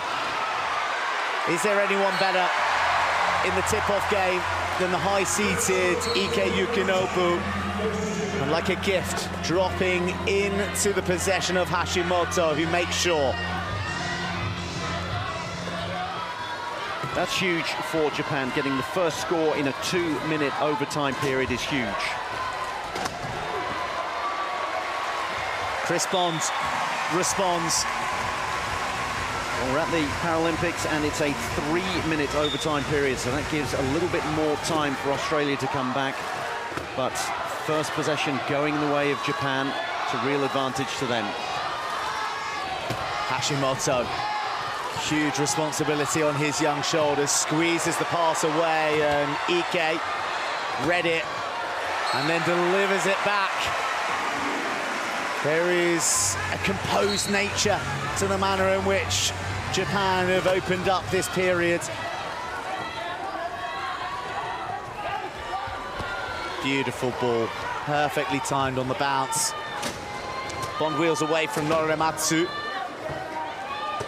who goes hunting for back next. He's with Hashimoto. Bo Vernon comes across to neutralise 2 chairs. It's really nice work.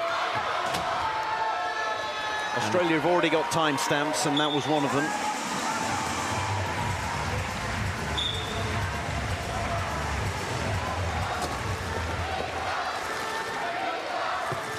Hashimoto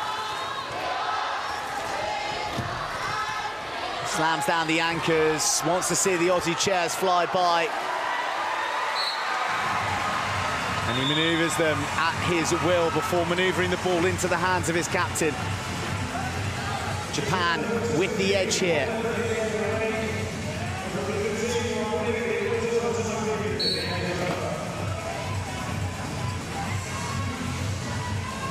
Japan, all they need to do is manage the clock. Australia need a turnover, or at the very best, all they can hope for is to take it to another overtime period. 1:05 is the timestamp. Each team with one floor timeout. That can give you an extra 15 seconds. Norimatsu, great blocking.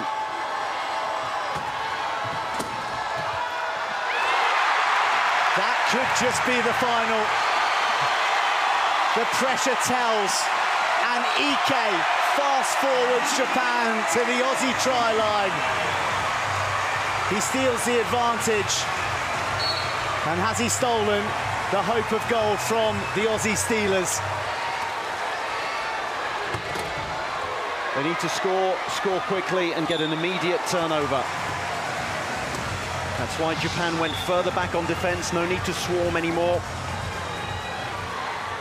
Ike will take as much time as he possibly can in possession. They do have a timeout, remember. That try, that steal couldn't have come at a worse time for Australia. Ike knows precisely what's going on with the clock. He's got Hashimoto with him.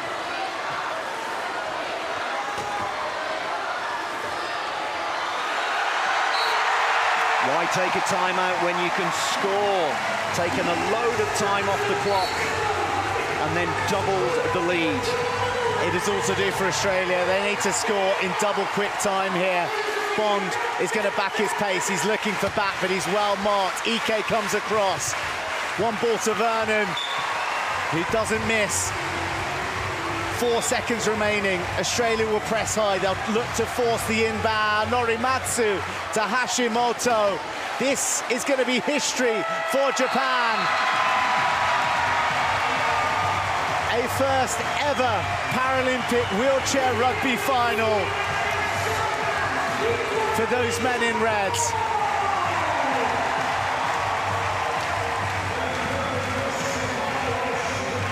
Jubilation for Japan. Tears of joy. And this, the game-winning moment. It was a real gamble. He was trying to get it into the lap of James McQuillan, which was always going to be a big ask for the low pointer. It needed to be perfect, and he tried to get it over the reach of the tallest player out there on court. Final score in a semi-final that couldn't be decided in 4 periods. It has been an epic, and it's one that Japan have triumphed in. Australia bow out at the semi-final stage, and Japan go through to the gold medal match for the first time ever. They defeat Australia 52 points to 51.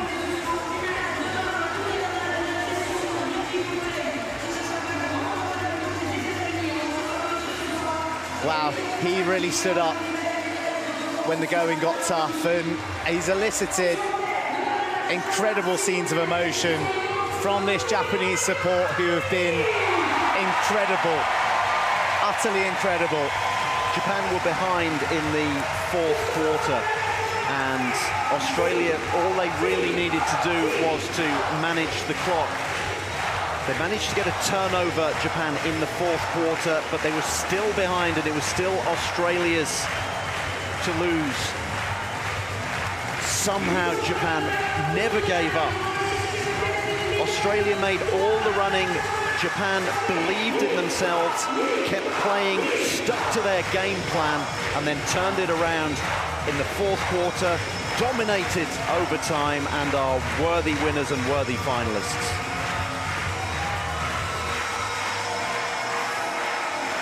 It is quite remarkable to be in this arena and just feel the emotion of not just those on court as the Aussies reflect in unison, but to see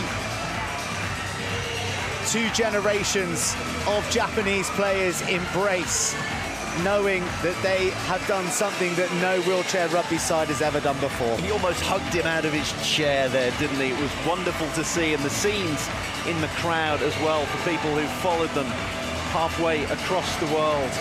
And Japan, they're set to get their best medal ever at a Paralympic Games in wheelchair rugby. Maybe it will be gold.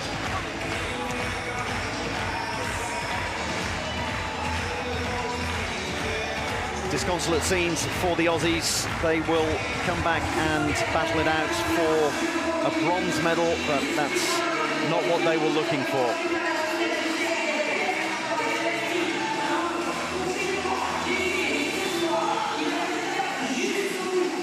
Our proud eyes upon them, despite falling short in their bids to secure a final berth.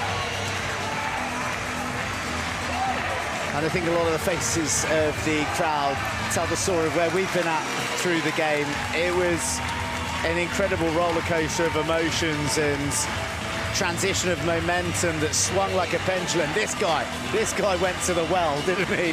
He did, for 32 minutes and then an extra 3. He lived and died with absolutely every play.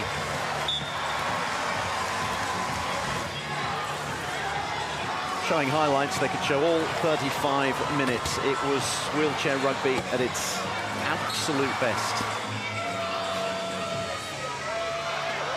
For Riley Batt, who is playing in his final Paralympics, it won't be a trip to the gold medal match again.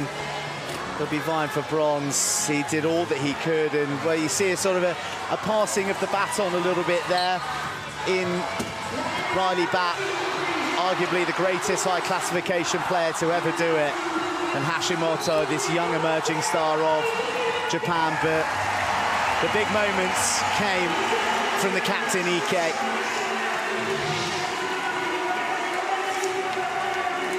Statistics can't tell the story.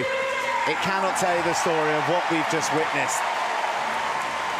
But the headline news is it's Japan triumphant over Australia, 52 points to 51. They head to the gold medal match. Australia will battle it out for bronze.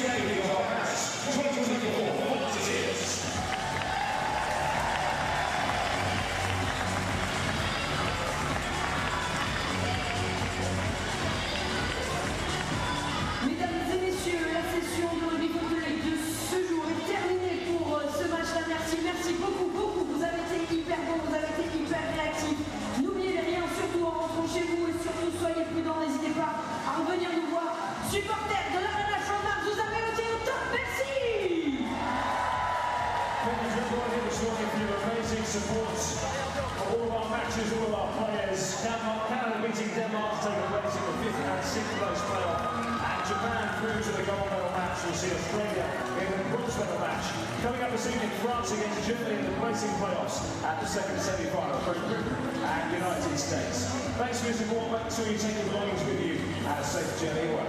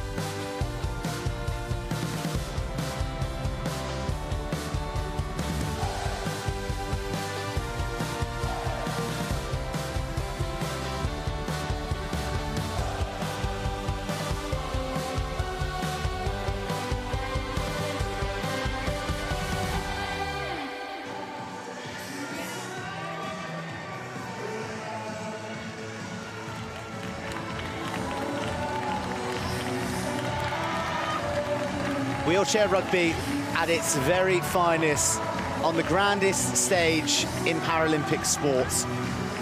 the Champ de Mars Arena, and all those, the many Japanese, Australian and neutrals who've packed in today have witnessed greatness and they've witnessed history.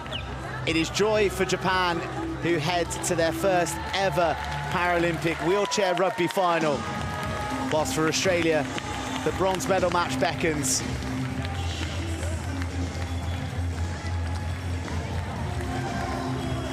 Another wonderful session of wheelchair rugby at Paris 2024. More high drama to come at the Champ de Mars Arena.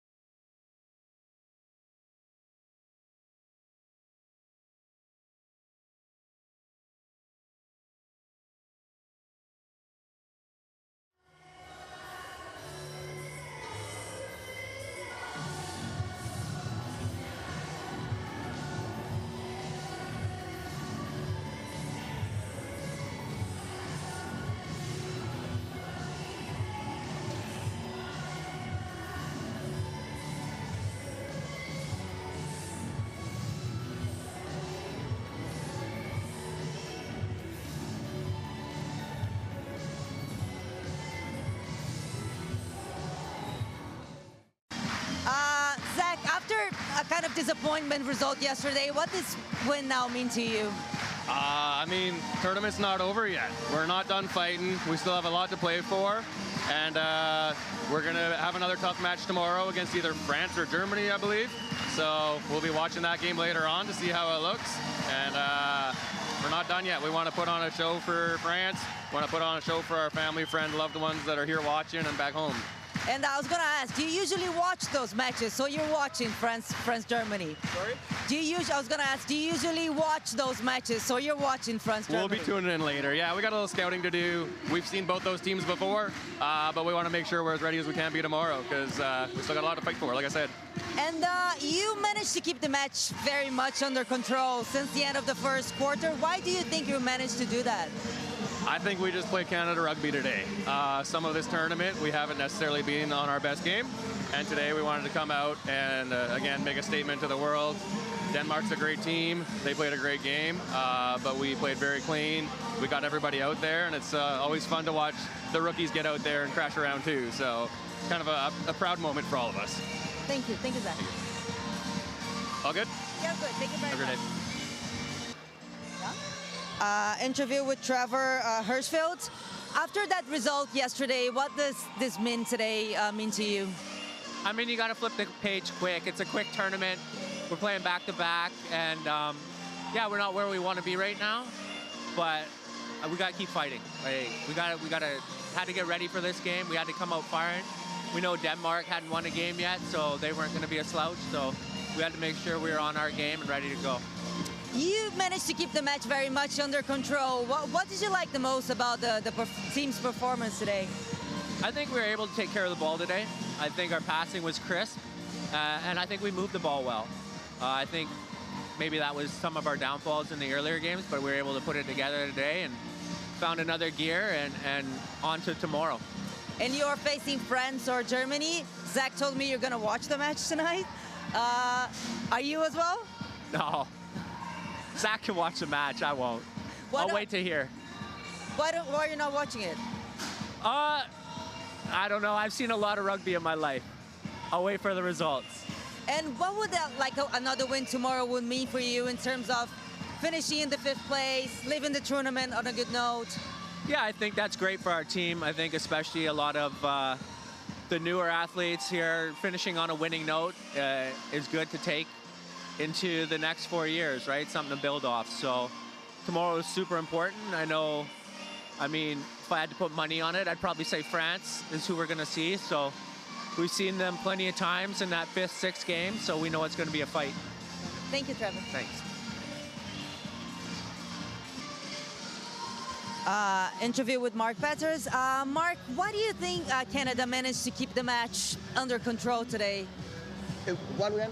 Why do you think Canada was able to keep the match under control today? They just kept the intensity high, just jumped us completely, and we weren't ready. I can't say why, but we were trying to keep up with them, and we were falling behind all the time, so we weren't ready today, unfortunately. And they just kept pounding us all the way through. And now you're facing either France or Germany. Obviously, you want to finish the competition in the highest place possible. So how to kind of forget the defeat and then move on? But yeah,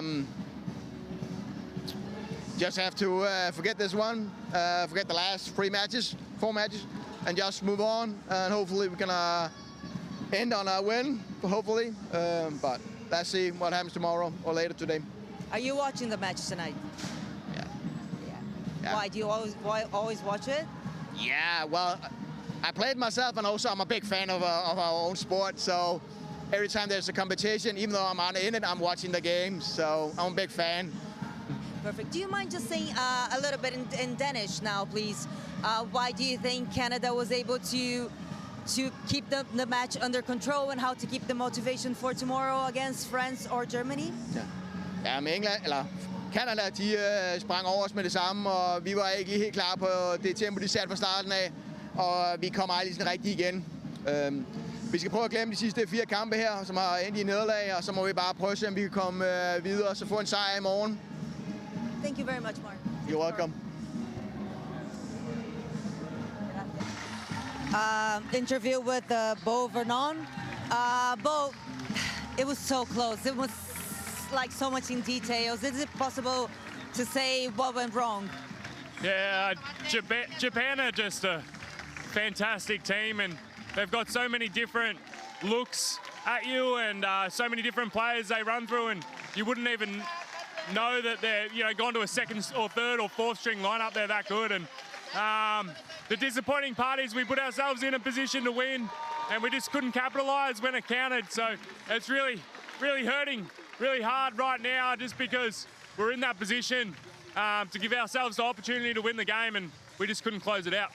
Yeah, and we know like how much you wanted to reclaim that title that didn't come since Rio.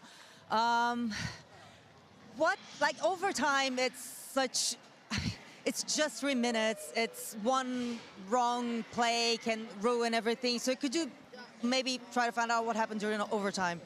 Overtime, it's a tricky one against Japan because Yike is just so tall, and he wins 99% of the tips. If you can get the tip and the first goal, the other team's chasing tail. So yeah, it was just very difficult in that situation when they get the first goal in overtime. And now you still have an opportunity to win a bronze medal, which is a Paralympic medal. After all, how much now do you want this? Yeah, I think anytime we represent our country, Australia, it's such an awesome country, and we try and do the country proud. So whether it was fighting off for 7th place or a bronze medal, we're going to try our hardest. Let this hurt a little bit, but we need to move forward and get a win tomorrow, and we really want that bronze medal. Yeah, we don't want to go home empty-handed, that's for sure. Thank you very much. Thank you. Cheers. Interview with Riley Batt. It was so close. It was like in details. Is it possible to know what happened already? Yeah, we were in control. Felt like we were in control that whole game. It was an awesome game. Both teams played unreal.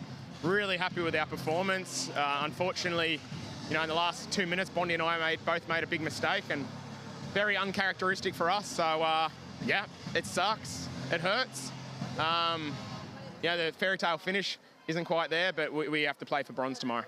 And Beau was just saying how tall they are. So what happened in overtime, that play where they ended up doing 51-49, that you lost the ball and they got back into control. Is it possible to explain what happened there? Japan's just a team of, they have great abilities, great function, and great speed and height. And they won the tip off in the overtime and just controlled it from there. So it was really sweaty out there. The ball was wet, so I don't have very good ball control like Japan does, and the ball was just so wet that I couldn't hang on to it. So it is what it is. It's sport. It sucked, but we'll move on tomorrow for bronze. And you're such a leader of this team. How do you plan to motivate? I don't know if you need extra motivated, or at least to tell them, let's fight for bronze. Let's not let this medal. Oh, we don't want to go home empty-handed. We want to bring home some sort of something. So it was meant to be gold. We won redemption after Tokyo, but unfortunately now we just have to go for the bronze. And last question, what did you discuss there after the match when you were all together? I can't remember. Sorry, too much going through my head. Thanks, guys. Thank you. Thank you. So interview with Japan captain Iki Yukinobu. How does it feel to be in the final? まずは決勝進出どういうの心境ですか？どんな気持ちですか？これまでの自分たちの成績を超えたというところで、今までの自分たちを超えたという気持ちで、すごく嬉しく思います。So this is gonna be our first gold medal match. So we think we are kind of trying new challenge. So this is like how we reached as well. Australia has been in the lead in a match from the third quarter onwards. How did you manage to get back control of the match and win?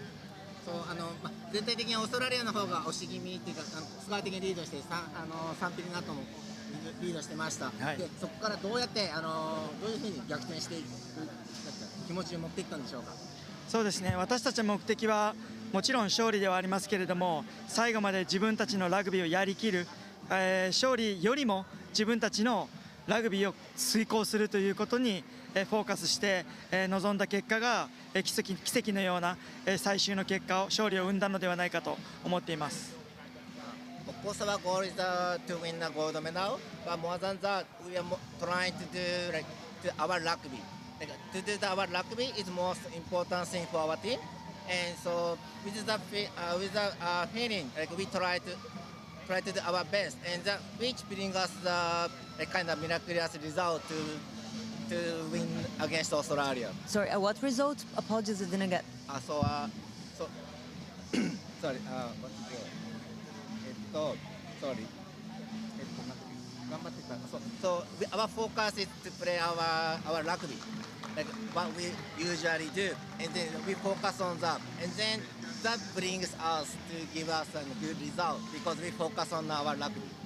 そうするともう最後に奇跡のようなことが起きて、and then we just try to focus on our rugby, and then which brings us a kind of miracle result to us. And it looked like Australia was going to win that match until the very end, but you never gave up. So what does it say about the resilience of this team? で試合の方ですね、なんかオーストラリアが勝つっていう風に周りからも見えてました。だけども日本は決して諦めませんでした。その気持ちっていうのはどこから来てますか？そうですね、この会場に日本の方がたくさん来てくれていて、日本でもたくさんの方々が応援してくれている、日本のラグビーを支えてくれている人たちのためにも僕たちは最後まで諦めるわけにはいかなかった。その結果が、私の中では金銀銅というメダルをコントロールすることはできないので、やるべきことをやればもう最後は神様が決めるぐらいの気持ちで今大会臨んでいます。最高の結果につながるよう道筋ができたので、そういった結果をまたファンの皆様に届けられることが嬉しく思います。A lot of fans came to Paris from Japan, and also many fans are supporting from Japan at the moment as well. And such all the supporters supported us a lot. So of course we want to try to get a medal, but we cannot have a control to which medal we win. But with the supporters, we can focus on making an effort to win the gold medal, to win the medal, and then this kind of give us the path to the gold medal match now. So we want to get a best result and share the happiness with our fans. Last question: does he prefer Great Britain or United States? 最後の質問として、GB かなんだっけ、もう一個。ユナイテッドステーツ。アメリカ、ごめんなさい。アメリカどちらがいいですか、決勝の相手は。そうですね。東京大会でイギリスに負けて悔しい銅メダルだったので、最後イギリスを倒して金メダル取りたいなと思います。So because we lost against GB at Tokyo Paralympic, and we ended up with a bronze medal. So this time we'd like to play against GB again, and we want to win. We want to beat them to get a gold medal. ありがとうございます。ありがとうございます。僕の表現がちょっとあれだったので申し訳ないです。